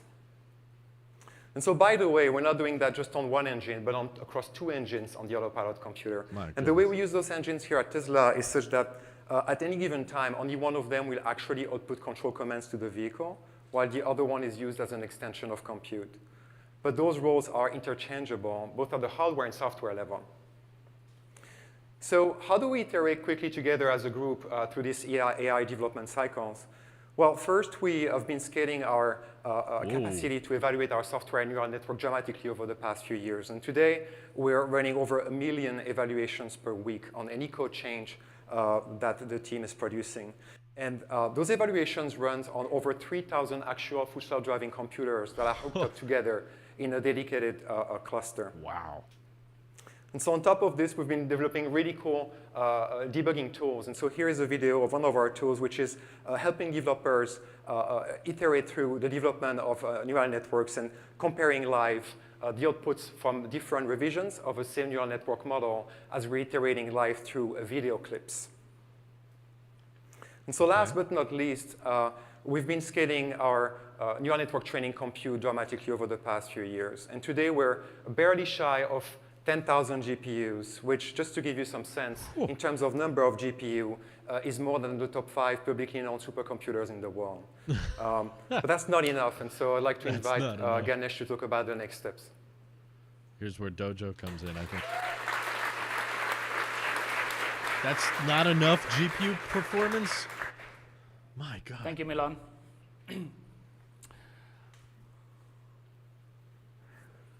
My name is Ganesh, and I lead Project Dojo. It's an honor to present this project on behalf of the multidisciplinary Tesla team that is working on this project. Here we go. As you saw from Milan, there's an insatiable demand for speed as well as capacity for neural network training. And Elon prefetched this, and a few years back, he asked us to design a super fast training computer. And that's how we started Project Dojo. Here we go. Our goal is to achieve best AI training performance and support all these larger, more complex models that Andre's team is dreaming of, and be power efficient and cost effective at the same time. So we thought about how to build this, and we came up with figured it out. A distributed compute architecture. After all the training computers out there are distributed computers in one form or the other. They have compute elements in the box out here connected with some kind of network. In this case, it's a 2-dimensional network, but it could be any different network. CPU, GPU, accelerators, all of them have compute, little memory, and network. But one thing which is common trend amongst this is it's easy to scale the compute. It's very difficult to scale up bandwidth and extremely difficult to reduce latencies. And you'll see how our design point catered to that, how our philosophy addressed these aspects of traditional limits. For Dojo, we envisioned a large compute plane filled with very robust compute elements backed with large pool of memory and interconnected with very high bandwidth and low latency fabric and in a 2D mesh format. And onto this, for extreme scale, big neural networks will be partitioned and mapped to extract different parallelism, model, graph, data parallelism. And then a neural compiler of ours will exploit spatial and temporal locality such that it can reduce communication footprint to local zones and reduce global communication. And if we do that, our bandwidth utilization can keep scaling with the plane of compute that we desire out here. That's a lot of chips. We wanted to attack this all the way, top to bottom of the stack, and remove any bottlenecks at any of these levels. Wow. And let's start this journey in an inside-out fashion, starting with the chip. As I described, chips have compute elements. Our smallest entity of scale is called a training node. And the choice of this node is very important to ensure seamless scaling. If you go too small, it will run fast, but the overheads of synchronization and software will dominate. If you pick it too big, it will have complexities in implementation in the real hardware and ultimately run into memory bottleneck issues. Because we wanted to address latency and bandwidth as our primary optimization point. Let's see how we went about doing this. What we did was we picked the farthest distance a signal could traverse in a very high clock cycle, in this case, 2 gigahertz plus. And we drew a box around it. This is the smallest latency that a signal can traverse, one cycle at a very high frequency. And then we filled up the box with wires to the brink. This is the highest bandwidth you can feed the box with. And then we added machine learning compute underneath, and then a large pool of SRAM. And last but not the least, a programmable core to control. And this gave us our high-performance training node. What this is a 64-bit superscalar CPU optimized around matrix multiply units and vector SIMD. It supports floating point 32, bfloat 16, and a new format, CFP8, configurable FP8. And it is backed by 1.25 megabyte of fast ECC-protected SRAM and the low latency, high bandwidth fabric that we designed. This might be our smallest entity of scale, but it packs a big punch. More than 1 teraflop of compute in our smallest entity of scale. Over a So let's look at the architecture of this. Jeez. The computer architects out here may recognize this. This is a pretty capable architecture as soon as you see this. It is a superscalar in-order CPU with 4 wide vector and 2 wide 4 wide scalar and 2 wide vector pipes. We call it in order, although the vector and the scalar pipes can go out of order. But for the purists out there, we still call it in order. And it also has 4-way multi-threading. This increases utilization because we could do compute and data transfers simultaneously. And our custom ISA, which is the instruction set architecture, is fully optimized for machine learning workloads. It has features like transpose, gather, link traversals, broadcast, just to name a few. And even in the physical realm, we made it extremely modular, such that we could start abutting these training nodes in any direction and start forming the compute plane that we envisioned. When we click together 354 of these training nodes, we get our compute array. It's capable of delivering 362 teraflops of machine learning compute. My God. And of course, the high bandwidth fabric that interconnects these. And Terrible around hits this per compute array, we surrounded it with high-speed, low-power SerDeses, 576 of them, to enable us to have extreme I/O bandwidth coming out of this chip. Just to give you a comparison point, this is more than 2 times the bandwidth coming out of the state-of-the-art networking switch chips which are out there today. And network switch chips are supposed to be the gold standards for I/O bandwidth. Whew. If we put all of it together, we get training optimized chip, our D1 chip. D1. This chip is manufactured in 7 nanometer technology. It packs 50 billion transistors in a miserly 645 millimeter square. One thing you'll notice, 100% of the area out here is going towards machine learning training and bandwidth. There is no dark silicon, there is no legacy support. This is a pure machine learning machine.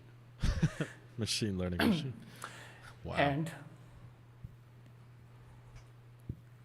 And this is the D1 chip in a flip chip BGA package.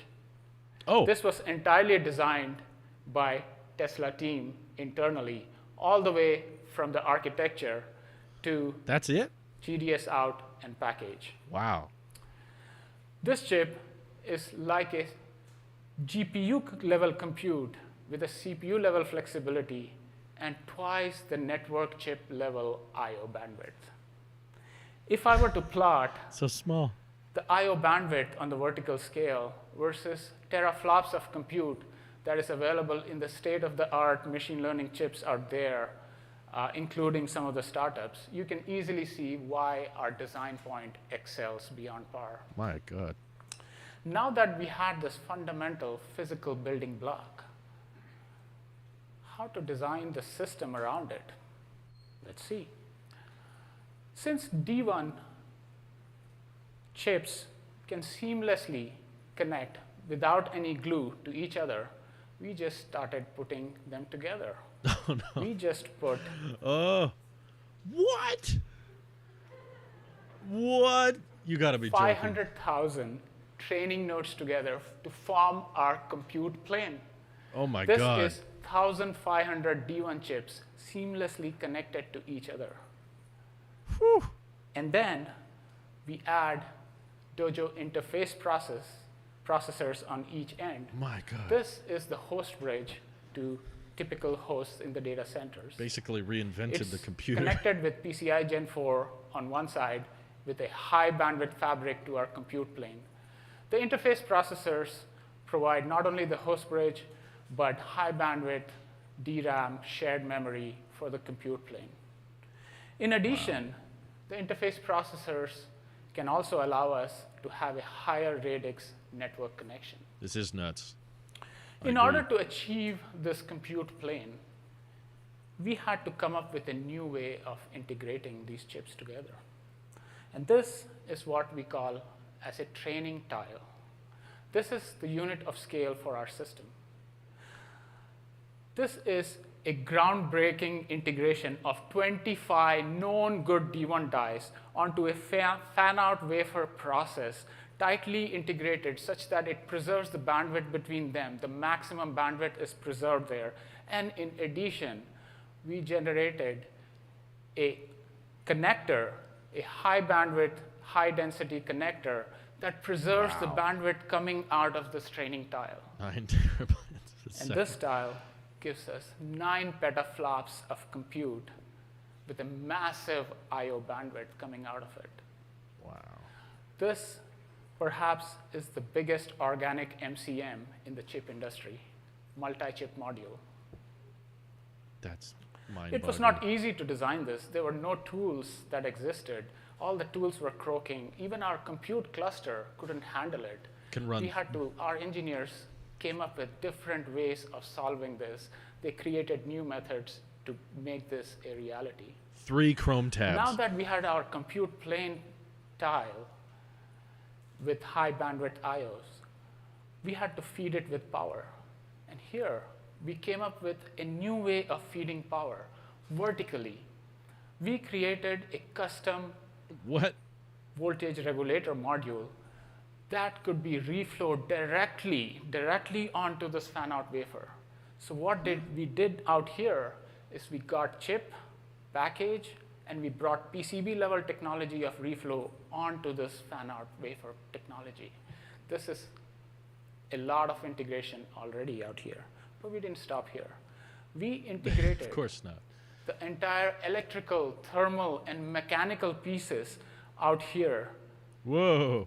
To form our training tile fully integrated, interfacing with a 52-volt DC input.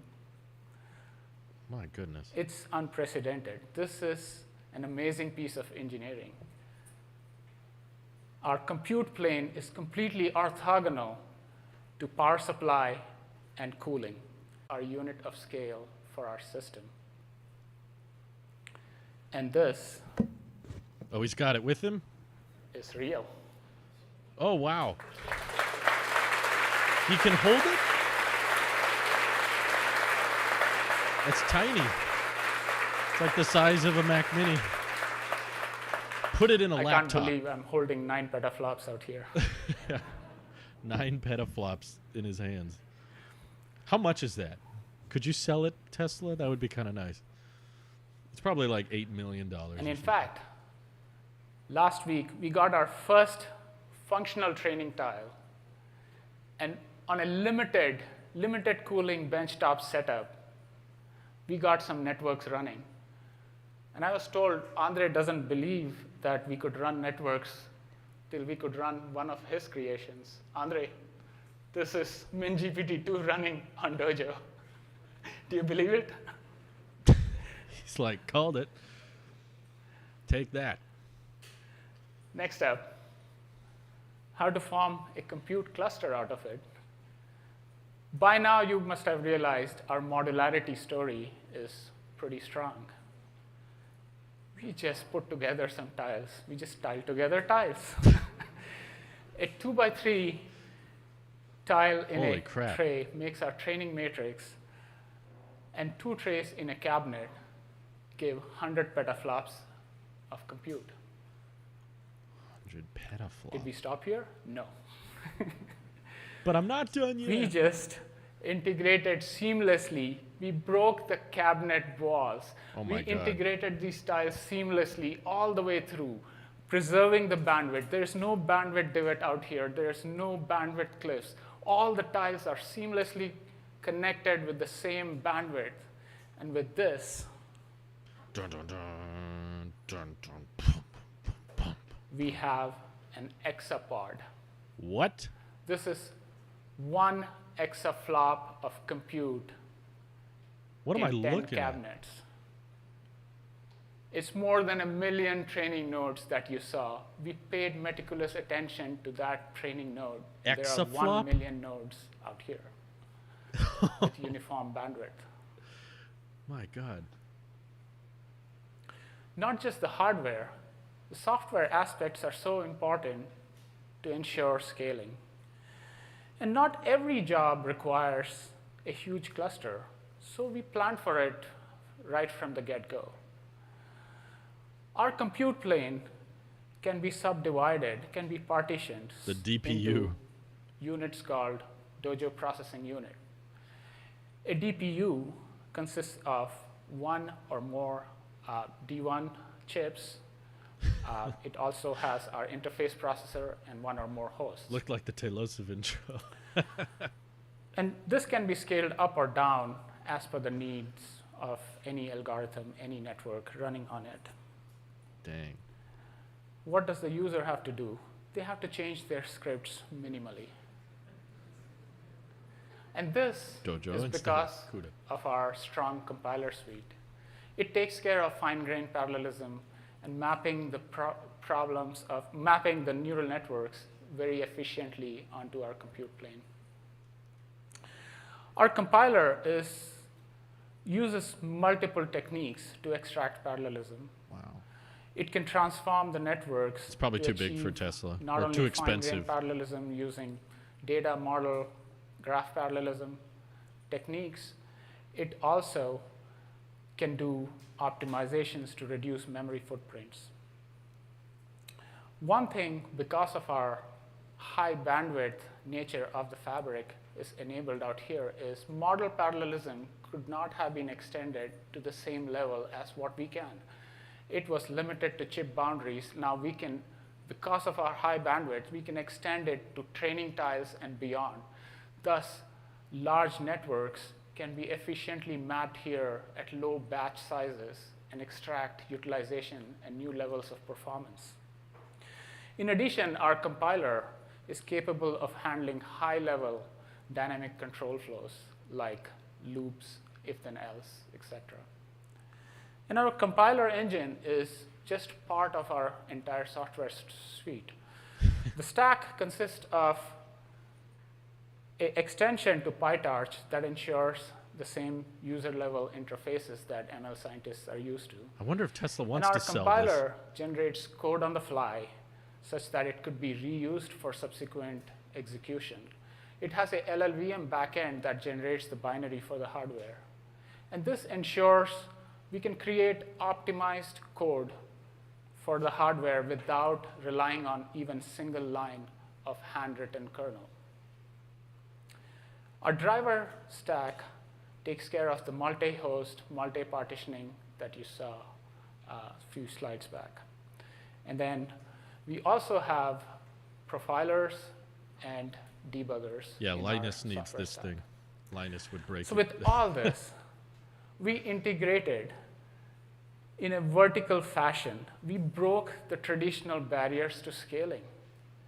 And that's how we got modularity up and down the stack to add to new levels of performance. To sum it all, this is what it will be. It will be a fastest AI training computer, 4x the performance at the same cost, 1.3x better performance per watt, that is energy saving, and 5x smaller footprint. The power. This will be Dojo computer. Wow. Impressive. Said a crap ton of performance. My goodness. And we are not done. We are assembling our first cabinets pretty soon.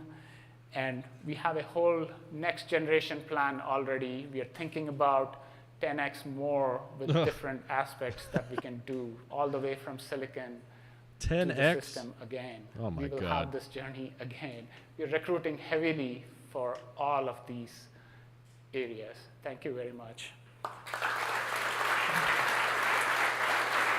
What's next for AI beyond our vehicle fleet? Oh, okay. Now they're going to talk about it.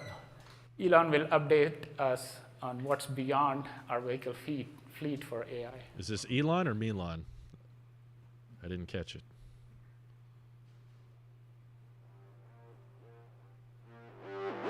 Oh, God. What? I'm muting because it's music. Is this a robot? Is this happening? Oh my God. Are we in the future right now?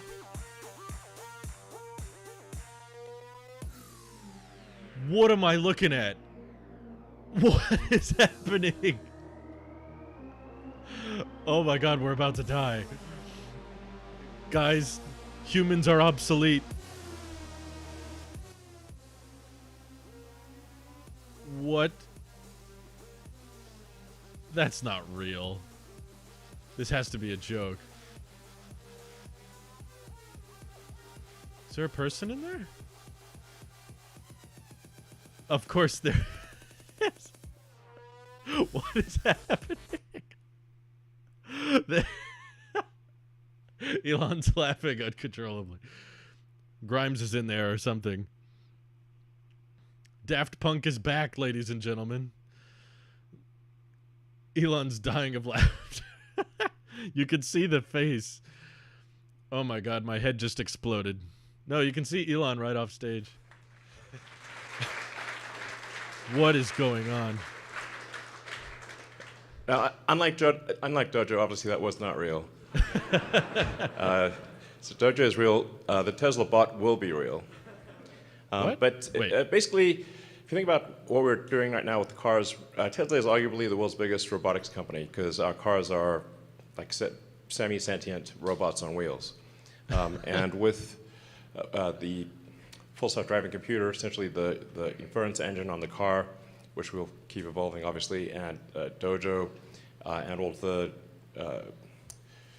neural nets recognizing the world, understanding how to navigate through the world, it kind of makes sense to put that onto a humanoid form.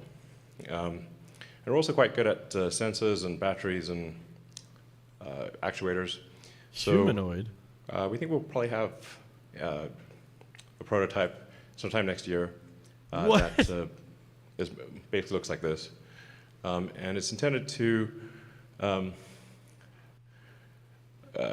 be friendly, of course.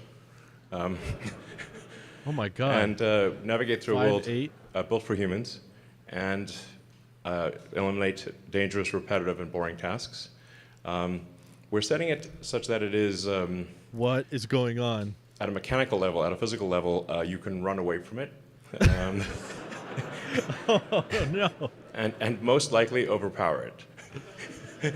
So hopefully that doesn't ever happen, but you never know.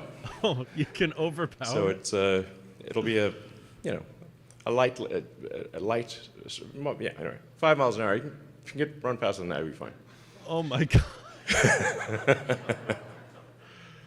Holy crap. So, yeah, it's around 5'8". Has sort of a screen where the head is for useful information, but it's otherwise basically got the autopilot system in it. So it's got cameras, got 8 cameras, and yeah. This is real? Full self-driving computer, and making use of all of the same tools that we use in the car. So, I mean, things I think that are really hard about having a useful humanoid robot is, can it navigate through the world without being explicitly trained?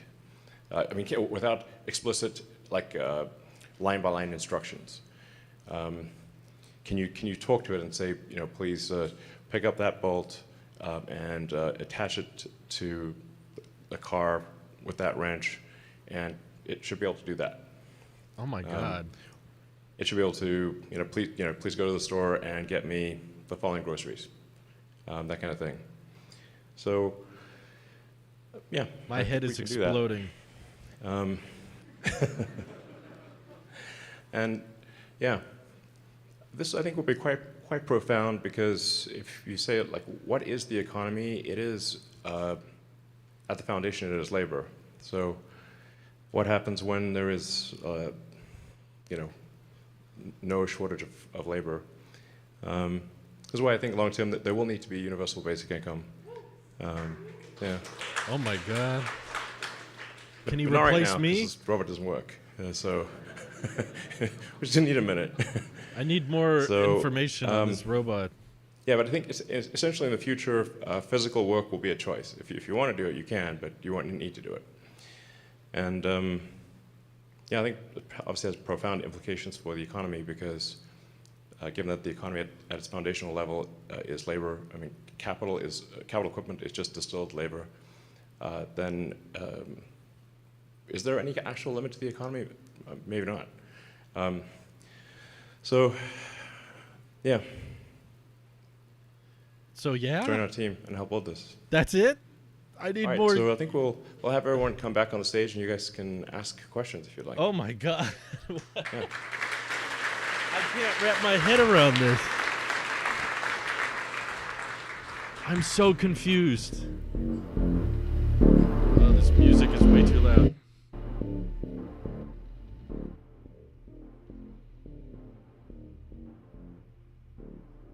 I am trying to wrap my brain around what this is. So they want to make robots.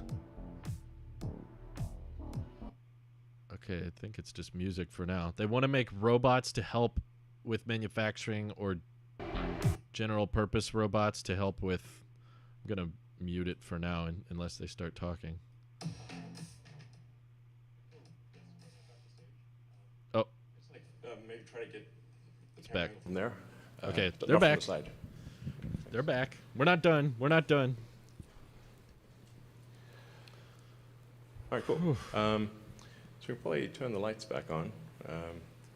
And this is insane.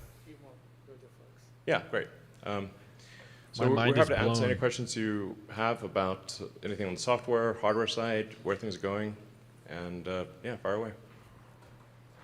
We have, Oh. because the lights are like interrogation lights, we actually cannot see. Ah, there we go. Great. Oh, yeah. All right, cool. So they're doing questions now. We'll see how this goes. Where do you start? I don't know which question to ask first. I can just, okay, there we go. First off, I mean, thanks to all the presenters. That was just super cool to see everything. I'm just curious at a high level, and this is kind of a question for really anyone who wants to take it.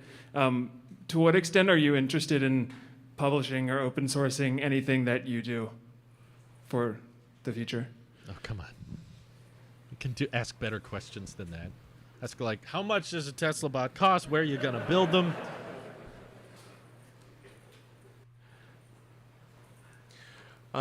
Well, I mean, it is fundamentally extremely expensive to create the system, so somehow that has to be paid for. I'm not sure how to pay for it if it's fully open sourced. Yeah, unless people want to work for free.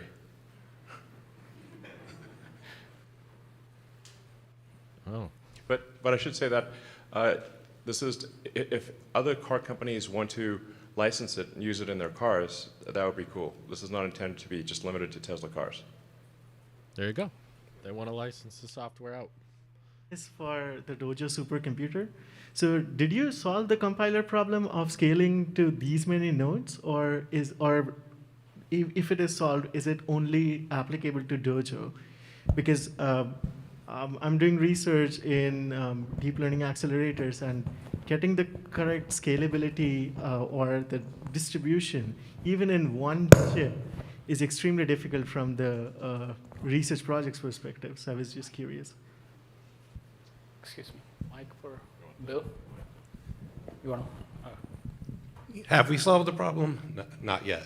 Are we confident we will solve the problem? Yes. We have demonstrated networks on prototype hardware now. We have models, performance models showing the scaling. The difficulty is, as you said, how do we keep the localities? If we can do enough model parallel, enough data parallel to keep most of the things local, we just keep scaling. We have to fit the parameters in our working set in our SRAM that we have, and we flow through the pipe. There's plenty of opportunities. Sorry, as we get further scale for further processor nodes, have more local memory trade-offs with bandwidth, we can do more things.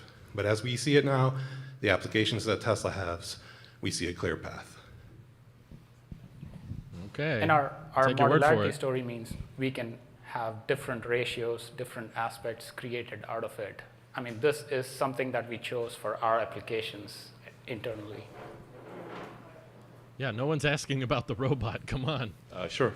We need some more bot questions. The locality portion of it, given that training is such a soft scaling application, even though you have all this compute and have a high bandwidth interconnect, it could not give you that performance because you're doing computations on limited memory at different locations. So I was that's very curious to me when you said it's solved, because I just jumped onto the opportunity and would love to know more, given that how much you can open source. Yeah.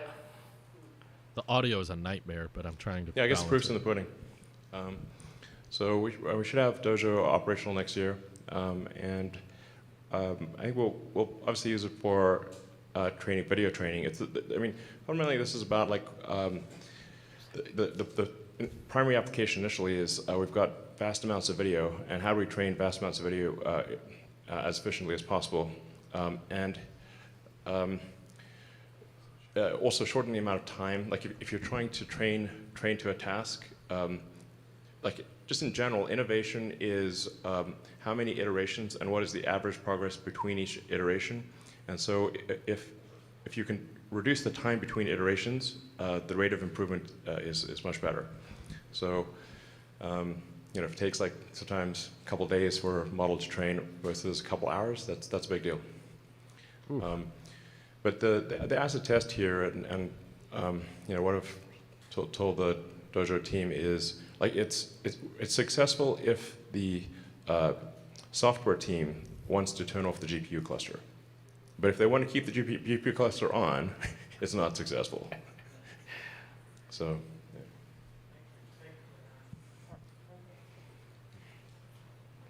Hi, right over here. Love the presentation. Thank you for getting us out here. Loved everything, especially the simulation part of the presentation. I was wondering, it looked very, very, very realistic. Are there any plans to maybe expand simulation to other parts of the company in any way? What are these questions? Hi, I'm Ian Glow. I manage the autopilot simulation team. So as we go down the path to full self-driving, we're going to have to simulate more and more of the vehicle. Currently, we're simulating vehicle dynamics, but we're going to need BMS, we're going to need the MCU, we're going to need every single part of the vehicle integrated. And that actually makes the autopilot simulator really useful for places outside of autopilot. So we want to expand eventually to being a universal simulation platform. But I think before that, we're going to be spinning up a lot of Optimus support. And then a little bit further down the line, we have some rough ideas on potentially how to get the simulation infrastructure and some of the cool things we've built into the hands of people outside of the company. Optimus is the code name for the Tesla bot. Oops. Optimist? Optimus subprime. Optimus subprime. Yeah. Hi, this is Ali Jahanian. Thank you for the great presentation and putting all of these cool things together. Yeah, for a while I have been thinking that the car is already a robot. So why not a humanoid robot? And I'm so happy that today you mentioned that you are going to build such a thing.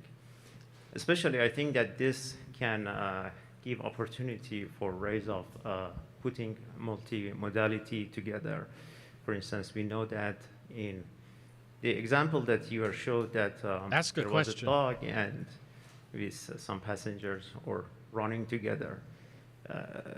The language and symbolic processing can really help for visualizing that. So I was wondering, I'm confused if I could hear a little more about this type of putting modalities together, including language and vision. Because I have been working with, for instance, mini GPT that Andre put out there. And yeah, I didn't hear much about other modalities that's going into the car, or at least in the simulation. Is there any comment that you could tell us? Well, driving is fundamentally basically almost entirely vision neural nets. Basically, it's running on a biological vision neural net, and what we're doing here is a silicon camera neural net. So there is some amount of audio. You want to hear if there's like emergency vehicles, or I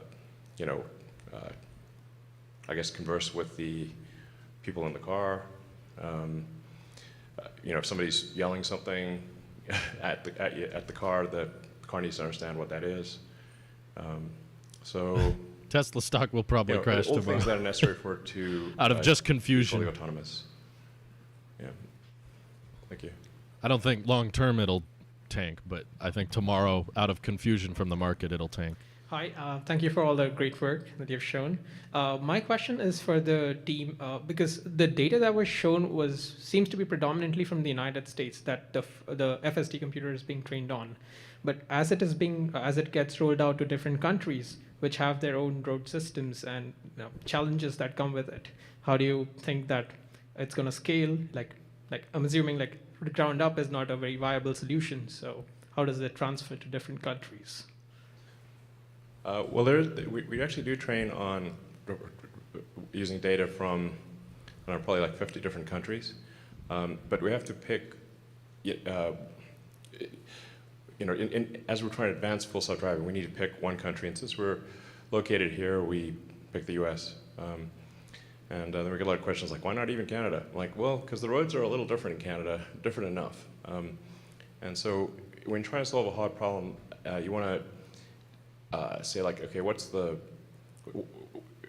not add additional complexity right now. Let's just solve it for the US, and then we'll extrapolate to the rest of the world. But we do use video from all around the world. Yeah, I think a lot of what we are building is very country agnostic. Fundamentally, all the computer vision components and so on don't care too much about country specific sort of features. Different countries have roads, and they have curbs, and they have cars, and everything we're building is fairly general for that. Yeah, and then the prime directive is don't crash. Right, and that's true for every country. Yes, this is the prime directive. No crashing. And even right now, the car is pretty good at not crashing. And so just basically, whatever it is, don't hit it. Even if it's a UFO that crash landed on the highway, and still don't hit it. I'm very you should not need to recognize it in order to not hit it. I'm overwhelmed with information personally. My head is exploding right now, and I'm trying to contemplate what's going on. I'm trying to think through it all. And I want to ask that when you do the photometric process, multi-view geometry, how much of an error do you see? Is it like 1 millimeter, 1 centimeter? So I'm just, if it's not confidential. Sorry, the question, what is the resolution? What's the difference between the synthetic? what is the difference between the synthetically created geometry to the actual geometry? Yeah, it's usually within a couple centimeters, 3 or 4 centimeters. Very specific question. That's the standard deviation. Someone was interested? With different kind of modalities to bring down that error. We primarily try to find scalable ways to label. In some occasions, we use other sensors to help benchmark, but we primarily try to use cameras for this system. Okay, thanks. Yeah, I mean, I think we want to aim for the car to be positioned accurately. Thanks, everybody. My question has to do with sort of AI manufacturing. It's been a while since we've heard about the alien dreadnought concept. Is the humanoid that guys, is that kind of brought out of the production hell timeline? And it's Rob say Mauer. That humans are underrated in that process? Well, sometimes like something that I say is taken to too much of an extreme. There are parts of the Tesla system that are almost completely automated, and then there are some parts that are almost completely manual. If you were to walk through the whole production system, you would see a very wide range from, like I said, fully automatic to almost completely manual. But the vast majority, most of it is already automated. And then with some of the design architecture changes, like going to large aluminum high-pressure die-cast components, we can take the entire rear third of the car and cast it as a single piece. And now we're going to do the front third of the car as a single piece. So the body line drops by like 60 to 70% in size. But yeah, the robot is not prompted by specifically by manufacturing needs. It's just that we're just obviously making the pieces that are needed for a useful humanoid robot. So I guess we probably should make it. And if we don't, someone else will. And so I guess we should make it. And make sure it's safe. Jeez. It's kind of a weird reason to go into that market. I should say, like, also manufacturing, volume manufacturing is extremely difficult and underrated. We know. We've gotten pretty good at that. So it's also important for that humanoid robot. Like, how do you make the humanoid robot not be super expensive? And Hi. Thank you for the presentation. And my question will be about scaling of Dojo. And in particular, how do you scale the compute nodes in terms of thermals and power delivery? Because there is only so much heat that you can dispense and only so much power that you can bring to like cluster rack. And how do you plan to scale it? And how do you plan to scale it in multiple data centers? Sure. You want to take it? Oh, there. Yeah, hi. I'm Bill. I'm one of the Dojo engineers. So from a thermal standpoint and power standpoint, we've designed it very modular. So what you saw in the compute tile, that will cool the entire tile. So once we hook it up to, it is liquid cooled. Humanoid robots will take over the world. Hi. It doesn't need anything else. And so when we talk about clicking these together, so anyway, Dojo. Dojo. To power, and once we click it to cooling, it will be fully powered and fully cooled. And all of that is less than a cubic foot. Yeah, so Tesla has a lot of expertise in power electronics and in cooling. So we took the power electronics expertise from the vehicle powertrain and the sort of the advanced cooling that we developed for the power electronics and for the vehicle, and applied that to the supercomputer. Because as you point out, getting heat out is extremely important. It's just really heat limited. So yeah, so it's funny that like at the compute level, it's operating at less than a volt, which is a very low voltage. There's a lot of amps, so therefore a lot of heat. I squared R is what really bites you on the ass. I'm trying to think of my own questions here. My question's also similarly a question of scaling. So it seems like a natural consequence of using, significantly faster training hardware is that you'd be either training models over a lot more data, or you'd be training a lot more complex models, which would be potentially significantly more expensive to run at inference time on the cars.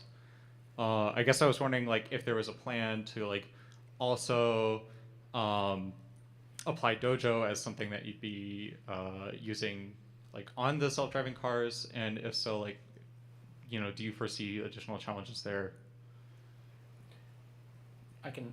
So as you could see, Andre's models are not just for cars. There are auto labeling models, there are other models that are beyond car application, but they feed into the car stack. So Dojo will be used for all of those too, not just the car inference part of the training. Yeah, the Dojo's first application will be consuming video data for training that would then be run in the inference engine on the car. But and that I think is an important test to see if it actually is good, but is it actually better than GPU cluster or not? But then beyond that, it's basically a generalized neural net training computer. But it's very much optimized to be a neural net. So CPUs and GPUs, they're not made to be. They're not designed specifically for training neural nets. We've been able to make GPUs especially very efficient for training neural nets, but that was never their design intent. So it's basically GPUs are still essentially running at neural net training in emulation mode. So with Dojo, we're saying okay, let's just ASIC the whole thing. Let's just have this thing it's built for one purpose, and that is neural net training. And just generally, any system that is designed for a specific purpose will be better than one that is designed for a general purpose. Yeah, I have a question here. Hi. So you described two separate systems. One was for vision, other was for planner and control. Does Dojo allow you to train networks that cross that boundary? The robot just grabs them from behind. If you were able to train such networks, would you have the onboard compute capability in the FSD system to be able to run that under your tight latency constraints? The robot's just caressing them from behind.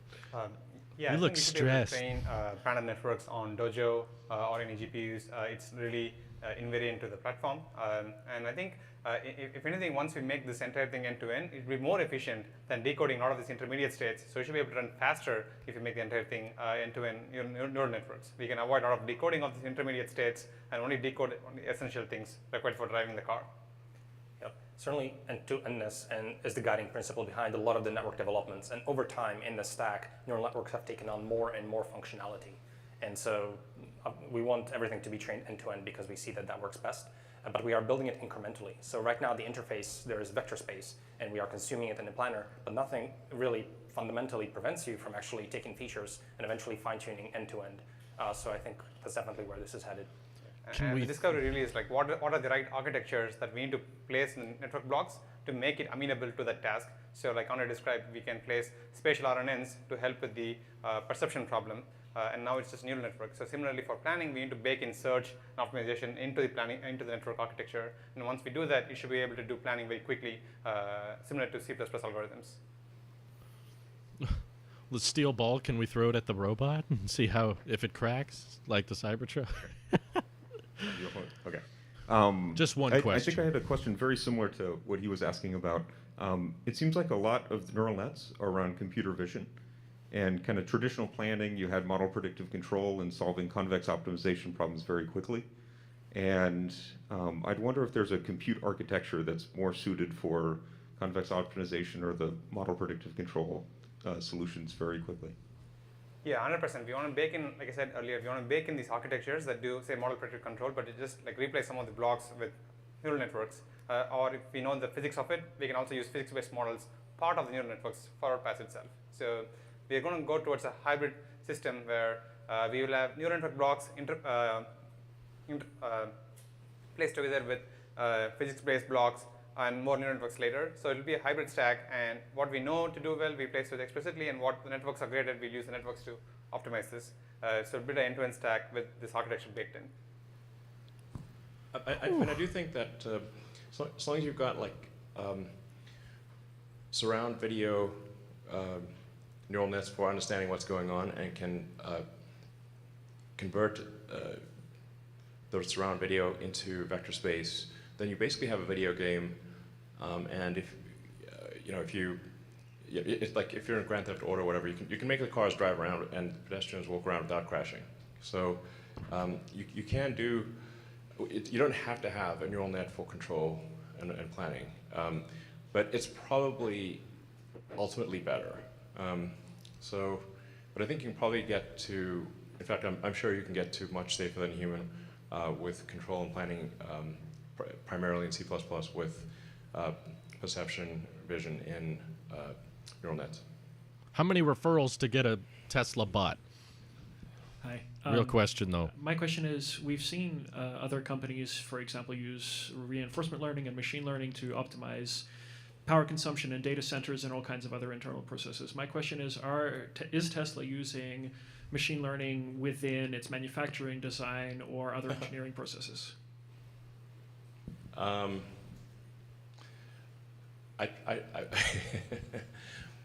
I discourage use of machine learning because it's really difficult. Unless you have to use machine learning, don't do it. Okay. It's usually a red flag when somebody says, we want to use machine learning to solve this task. I'm like, that sounds like bullshit. 99.9% of the time you do not need it. So it's kind of like you reach for machine learning when you need to. No, but I've not found it to be a convenient, easy thing to do. It's a super hard thing to do. Okay. Now, that may change if you've got a humanoid robot that can, understand normal instructions. Generally minimize use of machine learning in the factory. Wow. Hi. Okay. Interesting. Based on your videos from the simulator, it looked like a combination of graphical and neural approaches. I'm curious what the set of underlying techniques that are used for your simulator and specifically for neural rendering, if you can share. Thank you for the super chat, Lee. Yeah, so appreciate it. No more washing dishes. At the bottom of the stack, it's just traditional game techniques, just rasterization, real time, very similar to what you'd see in like GTA. On top of that, we're doing real time ray tracing. We got it. And then those results were really hot off the press. We had that little asterisk at the bottom that was from last night. We're going into the neural rendering space. We're trying out a bunch of different things. We want to get to the point where the neural rendering is the cherry on the top that pushes it to the point where the models will never be able to overfit on our simulator. Currently, we're doing things similar to photorealism enhancement. There's a recent paper enhancing photorealism enhancement, but we can do a lot more than what they could do in that paper because we have way more labeled data, way more compute, and also we have a lot more control over our environments. And we also have a lot of people who can help us make this run at real time. But we're going to try whatever we can do to get to the point where we can train everything just with the simulator if we had to, but we will never have to because we have so much real world data that no one else has. It's just to fill in the little gaps in the real world. Yeah, the simulator is very helpful when there's these rare cases like collision avoidance right before an accident. And then, ironically, the better our cars become at avoiding accidents, the fewer accidents there are, so then our training set is small, so then we have to make them crash in the simulation. So it's like, okay, minimize potential injury to pedestrians and people in the car. You have 5 meters, you're traveling at 20 meters per second. What actions would minimize probability of injury? Whew. We can run that in sim. So, cars driving down the wrong side of the highway, that kind of thing. Happens occasionally, but not that often. For your humanoid context, I'm wondering if you've decided on what use cases you're going to start with and what the grand challenge is. are in that context to make this viable? Thank you. Ask a real question. Well, I think for the for the Tesla bot, Optimus, it's basically going to start with just dealing with work that is boring, repetitive, and dangerous. Okay. Basically, what is the work that people would least like to do? Yeah. Manure shoveling. All right, we'll start with air. Hi. So quick question about your simulations.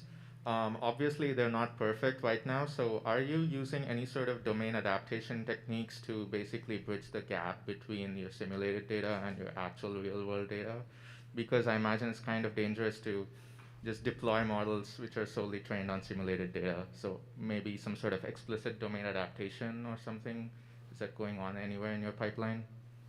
So currently, I mean, we're producing the videos straight out of the simulator, the full clips with kinematics and everything, and then we're just immediately training on them, but it's not the entire data set. It's just a small targeted segment, and we only are evaluating based on real-world video. Washing dishes. We're paying a lot of attention to make sure we don't overfit, and if we have to start doing fancier things, we will, but currently we're not having an issue with it overfitting on the simulator. We will as we scale up the data, and that's what we're hoping to use neural rendering to bridge that gap, to push that even further out. We've already done things where we're using like the same network as in the car, but retrain it to detect sim versus real to drive our art decisions. Fiberglass manufacturing. That's actually helped that's a good prevent one. some of these things as well. Yeah, just to emphasize that overwhelmingly, the data set is the real video from the cars on the actual roads. Nothing's weirder or has more corner cases than reality. It's true. Gets really strange out there. But then if we find, say, a few examples of something very odd, and there's some very odd pictures we've seen, then in order to train it effectively, we want to create simulations, say 1,000 simulations that are variants of that quirky thing that we saw, to fill in some important gaps and make the system better. And really, all of this is about, over time, just reducing the probability of a crash or an injury, and just go the march of nines. Like, how do you get to 99.9999999% safe? You know, and each 9 is an order of magnitude difficulty increase. Please don't give a timeline. That's all I'm asking. The presentation. I was curious about the Tesla bot. Thank you. Specifically, I'm wondering if there are any specific applications that you think the humanoid form factor lends itself to. And then secondary, because of its human form factor, is emotion or companionship at all thought about on the product roadmap at all?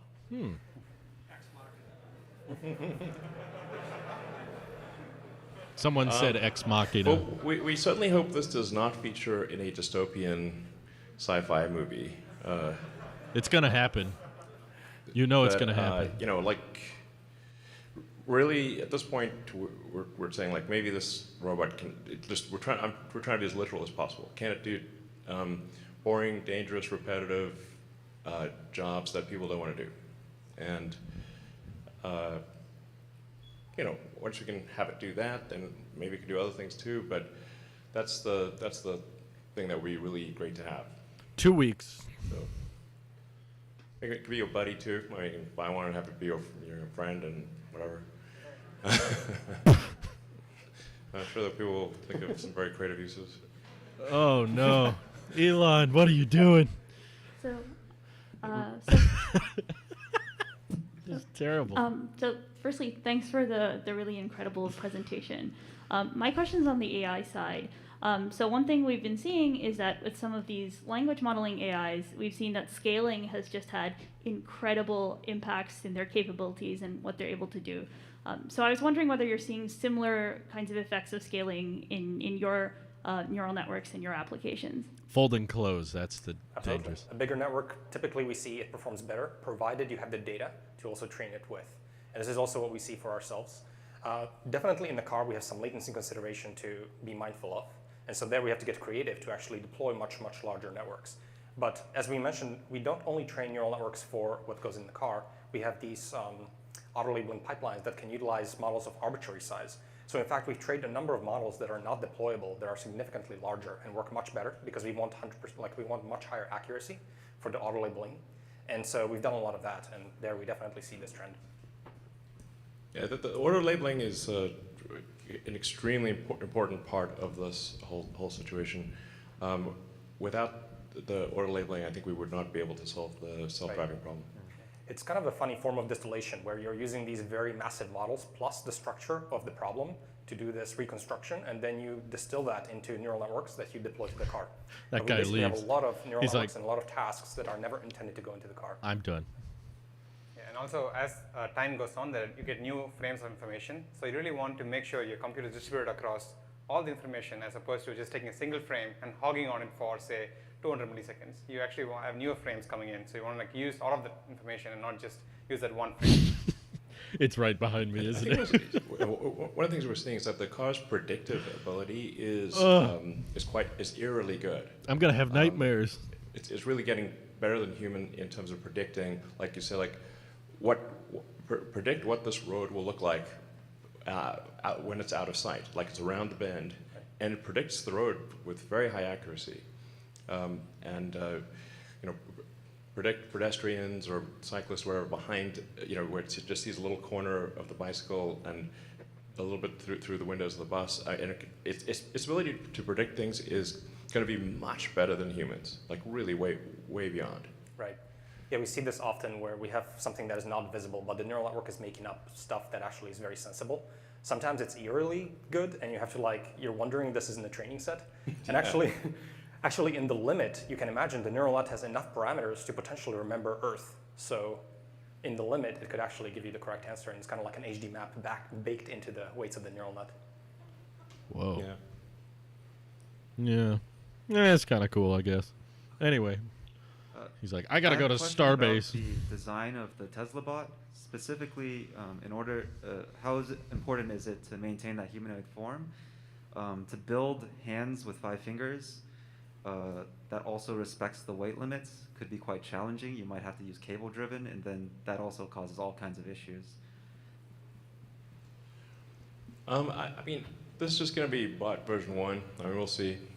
So it needs to be able to do things that people do, and be a generalized kind of humanoid robot. I mean, you could potentially have it give it like 2 fingers and a thumb or something like that. For now we'll give it 5 fingers and see if that works out okay.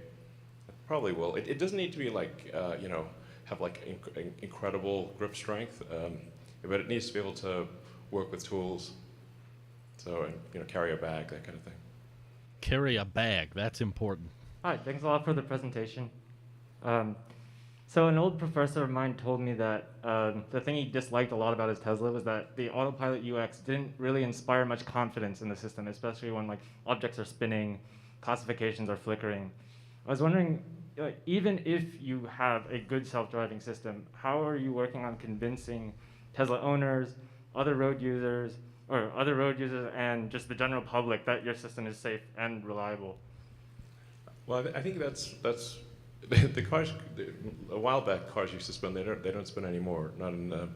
If you've seen the FSD beta videos, they're pretty solid, and they will be getting more solid. Yeah, as you add more and more data and train these multi-camera networks, these are pretty recent actually, just like a few months old, and it's still improving. It's not a done product, and in our minds we can clearly see how this is just going to be perfect vector space, because why not? All the information is there in the videos. It should produce it given lots of data and good architectures. And this is just an intermediate point in that timeline. I mean, it's clearly headed to way better than a human, without question. It's headed that way. How fast is it headed that way? We'll see, I guess. Oh, hi, here. I was wondering if you could talk a little bit about the short to medium-term economics of the bot. I guess I understand the long-term vision of replacing physical labor, but I also think repetitive, dangerous, and boring tasks tend to not be so highly compensated.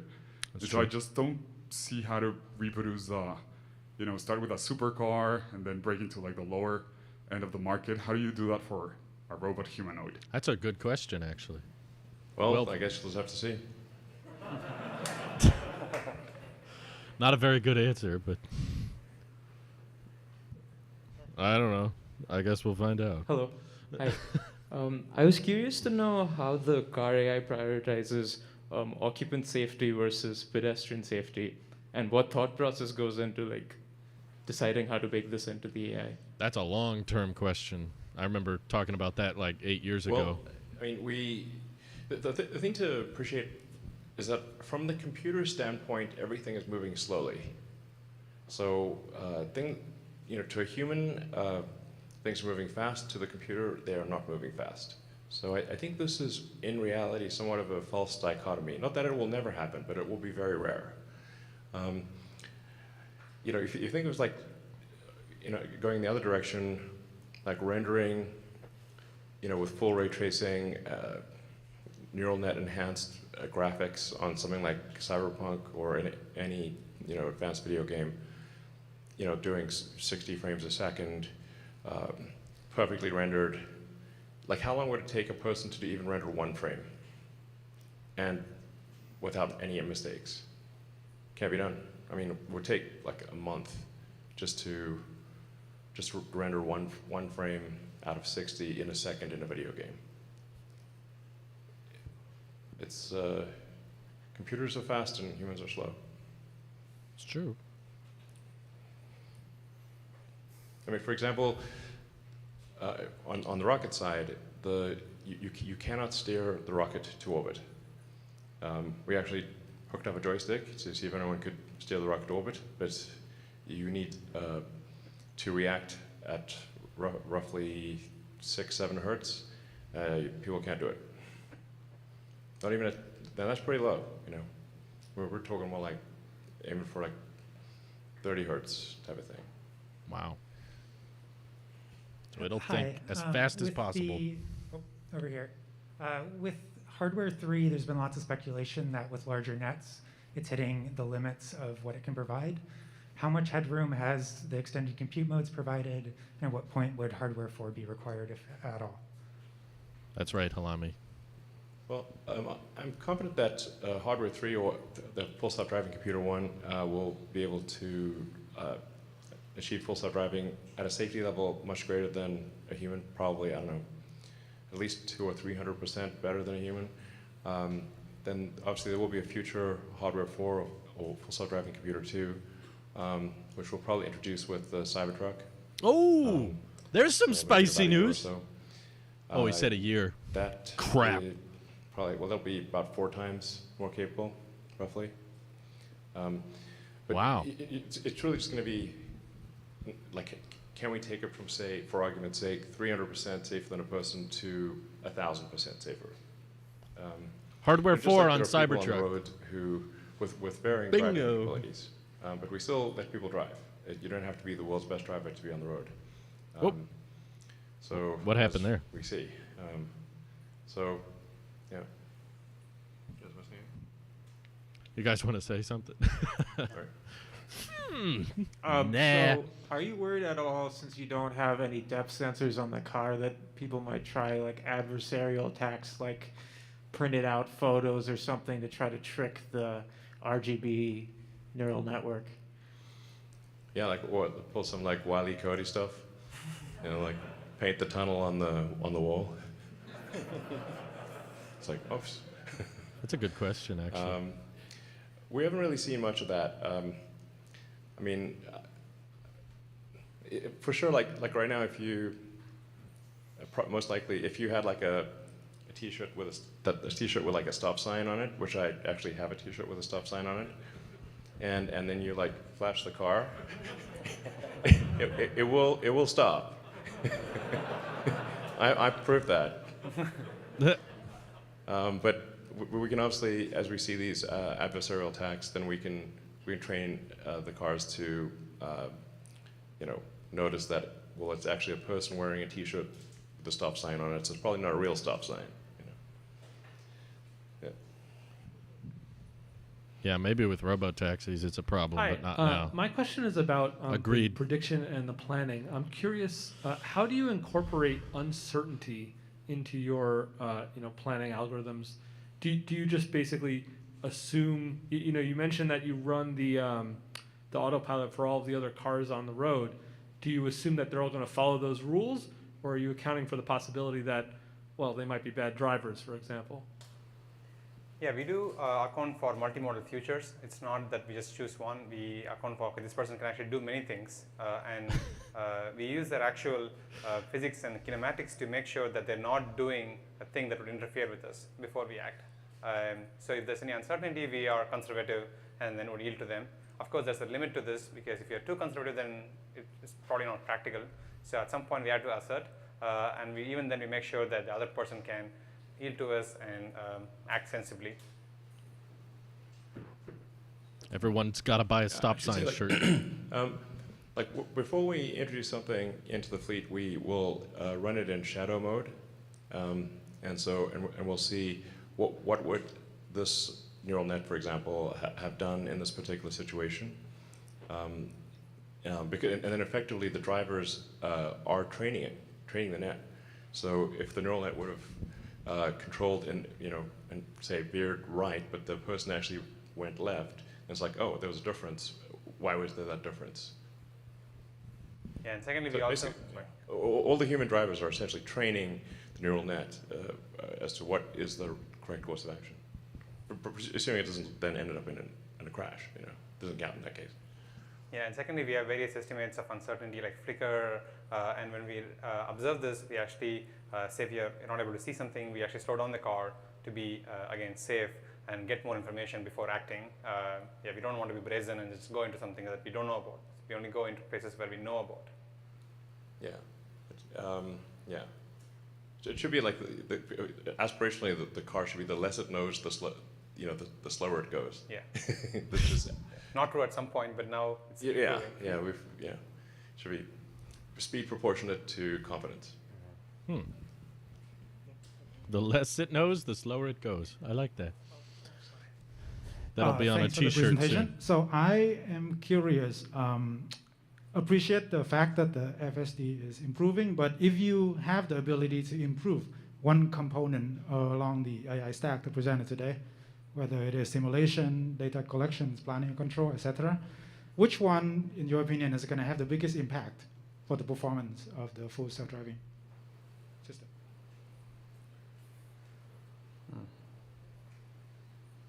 It's really the area under the curve of these multiple points, and if you improve anything, it should improve the area. I mean, the short term, it's arguably we need all of the nets to be surround video, and so we still have some legacy. This is very short term. Obviously, we're fixing it fast, but there's still some nets that are not using surround video, and ideally that all use surround video. Yeah, Mary. Yeah. I think a lot of puzzle pieces out there for success. We just need more strong people to also just help us make it work. Yeah, that is the actual bottleneck. So that is the actual bottleneck, I would say, and really one of the reasons that we are putting on this event. Exactly. Well said, Andre. That there's just a tremendous amount of work to do to make it work. So that's why we need talented people to join and solve the problem. Mm-hmm. All right. Thank you for the great presentation. Oh my God. Most of my questions answered. 5 hours. One thing is, when imagine that now you have 3 hours. Sorry. Large amount of data, even unnecessary. How do you consider that? There is a forgetting problem in neural networks. How are you considering those aspects? And also, another one: are you considering an online learning or continuous learning, so that maybe each driver can have their version of self-driving software?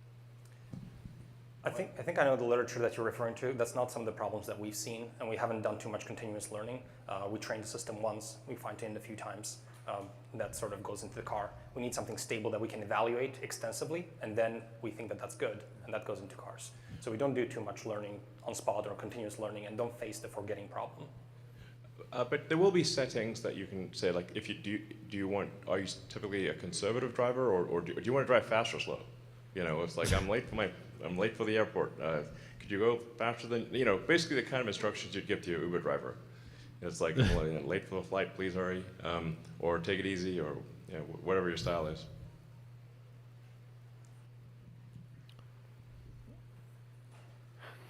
So let's take a few more questions here, and then we'll call it a day. All right. Okay, so they're almost as our done. models have become more and more capable, and I guess you're deploying these models into the real world, one thing I guess that's possible is for AI to become more, I guess, misaligned with what humans desire. So I guess, is that something that you guys are worried about as you guys deploy more and more robots, or do you guys like, we'll solve that problem when we get there?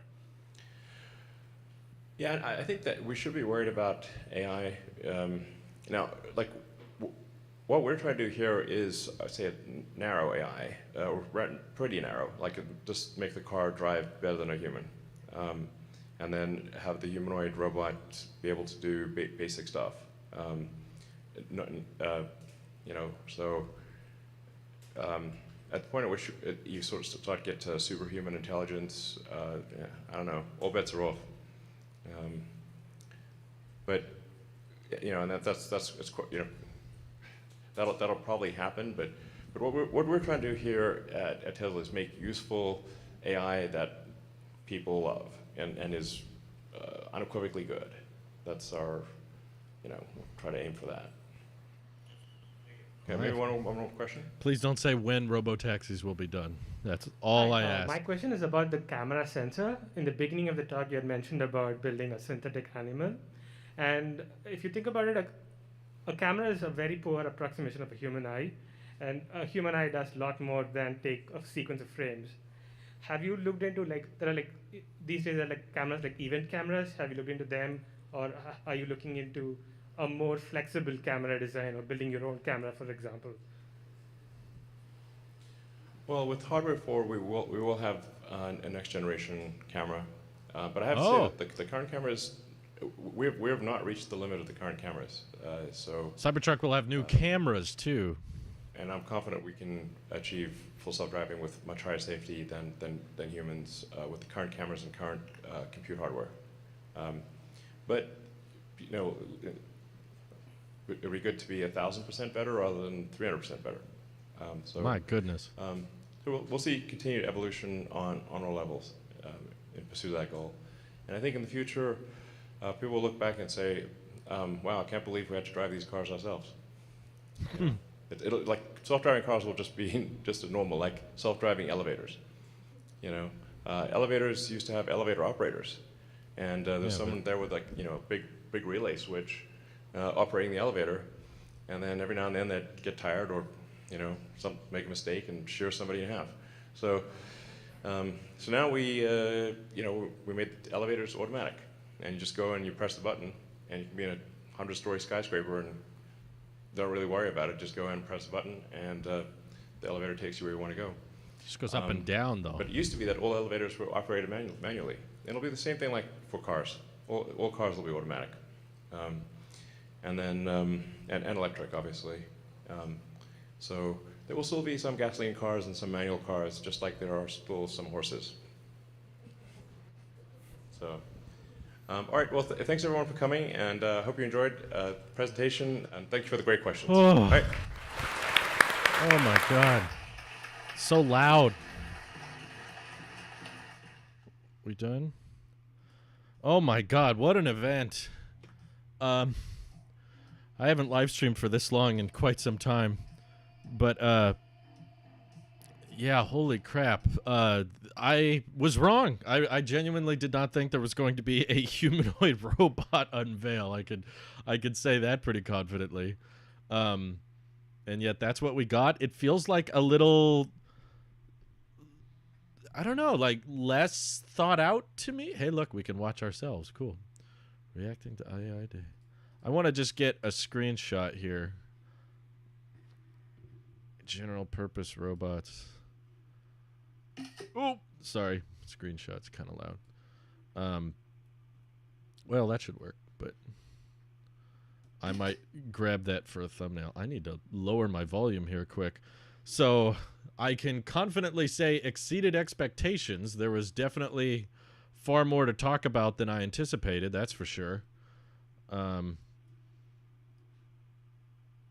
get rid of your volume. I'm already trying to plan out the video in my head, guys. Also, you should be impressed by how easily I was able to find the exact part of the live stream where they talked about the bot. That's some next level AI training right there. But yeah, over here, I think they... Oh, yeah, there you go. It is such a... I don't know what to describe it as. It's just like crazy. That's all I can describe it as. This was obviously a joke that they memed in the middle of, which was kind of funny. But cameras and hardware for Cybertruck. That is great to hear. Yeah.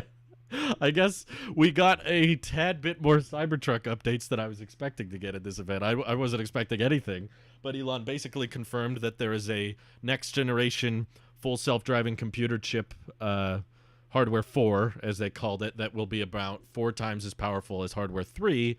It won't be mandatory for level 5 autonomy, or at least I noticed they've changed their narrative now. They're no longer saying level 5 autonomy, and they're just saying substantially better than a human driver. So essentially what they're trying to say is you won't need FSD, you won't need hardware 4 to have autonomous driving, I guess. But he did also mention that the cameras are being improved on the Cybertruck. So if all you cared about was Cybertruck updates, you got some. I might deserve a whole video on that, probably, just because a lot of people will likely miss that information. But yeah, not much mention of V11. He also said that hardware 4 was going to be in the Cybertruck, so in about a year. So that's why I would once again confirm and remind yourselves Cybertruck delivery is probably not going to be until fourth quarter of next year. They're definitely delayed. But yeah, this Tesla bot subject is tricky. I don't know if I should cover it on the EV channel or the tech channel. And I'm sure we're going to want to talk about it in the podcast tomorrow. I don't know when we should talk about it, whether it's tech or EV. But yeah, that blew my mind. And trying to wrap my mind around why Tesla wants to enter this field. Does it really point in their direction of accelerating sustainable energy? Is there an argument to be made that autonomous bots support that? I guess they could somewhat help with manufacturing, but Elon acted like that wasn't a huge deal. He said it was mostly just about replacing repetitive, dangerous labor. Who needs... Simply unexpected yet unsurprising. I found it very surprising, the robot in particular. In regards to autonomy, it was an extremely analytical, extremely in-depth breakdown, I think, on mostly things. Grand picture we already knew. Like, there were probably not this amount of details about, like, exaflops of data processing that their next-generation chips can handle. There's so many Cybertruck videos from different channels that are complete clickbait and just already known one-year-old info. Keep it on EV channel. The audience is more universally interested in Tesla. Yeah, that's what I was leading to as well. I was like, I might share the video on the tech channel, but it should probably go on EV. Tesla bot comes with built-in air fresheners to clean the air. Yeah, it's just... I don't know. I can't tell if I'm pumped or confused. I think I'm both. I think I'm extremely surprised and caught out of left field, and also very confused as to why Tesla thinks this is an industry worth pursuing, other than just this technology was going to be utilized anyway. It's also possible the Tesla bot might just be an extremely complicated marketing technique. Basically, AI Day is primarily for recruitment. It's supposed to get people excited about machine learning and artificial intelligence so that they would go to Tesla and work for them. And perhaps the Tesla bot is a really compelling reason that someone might want to go work at Tesla to make humanoid robots that can help people. What did I miss? Asks Ortega. You missed everything. How about, does this answer your question? I won't say anything. How about, there. That's what you missed. Oh my God. Full self-driving computer is kind of big. It's 5'8". It's the same height as my wife. I bet that's going to freak her out. I'm kind of actually excited to tell her about this, but I'm not excited to tell her that I need to keep working later tonight. It's already pretty late, but I definitely need to get this video up tonight. So as I get back to making edited content, I just want to say, oh my God, to those still watching, holy crap, thank you for sticking around for almost 4 hours of live streaming. And thank you for all our new YouTube members and everybody who super chatted. We had an extremely generous live stream audience tonight, which I did not deserve, but I was very happy to have so many people join, especially before the event started at the beginning. We just got to catch up and go through this event together, which was quite the whirlwind. So anyway, I got to get some videos cranking out now, but thank you all for tuning in. And I hope you have an excellent rest of your night. Take care, all. I'll see you all in the morning. Bye-bye.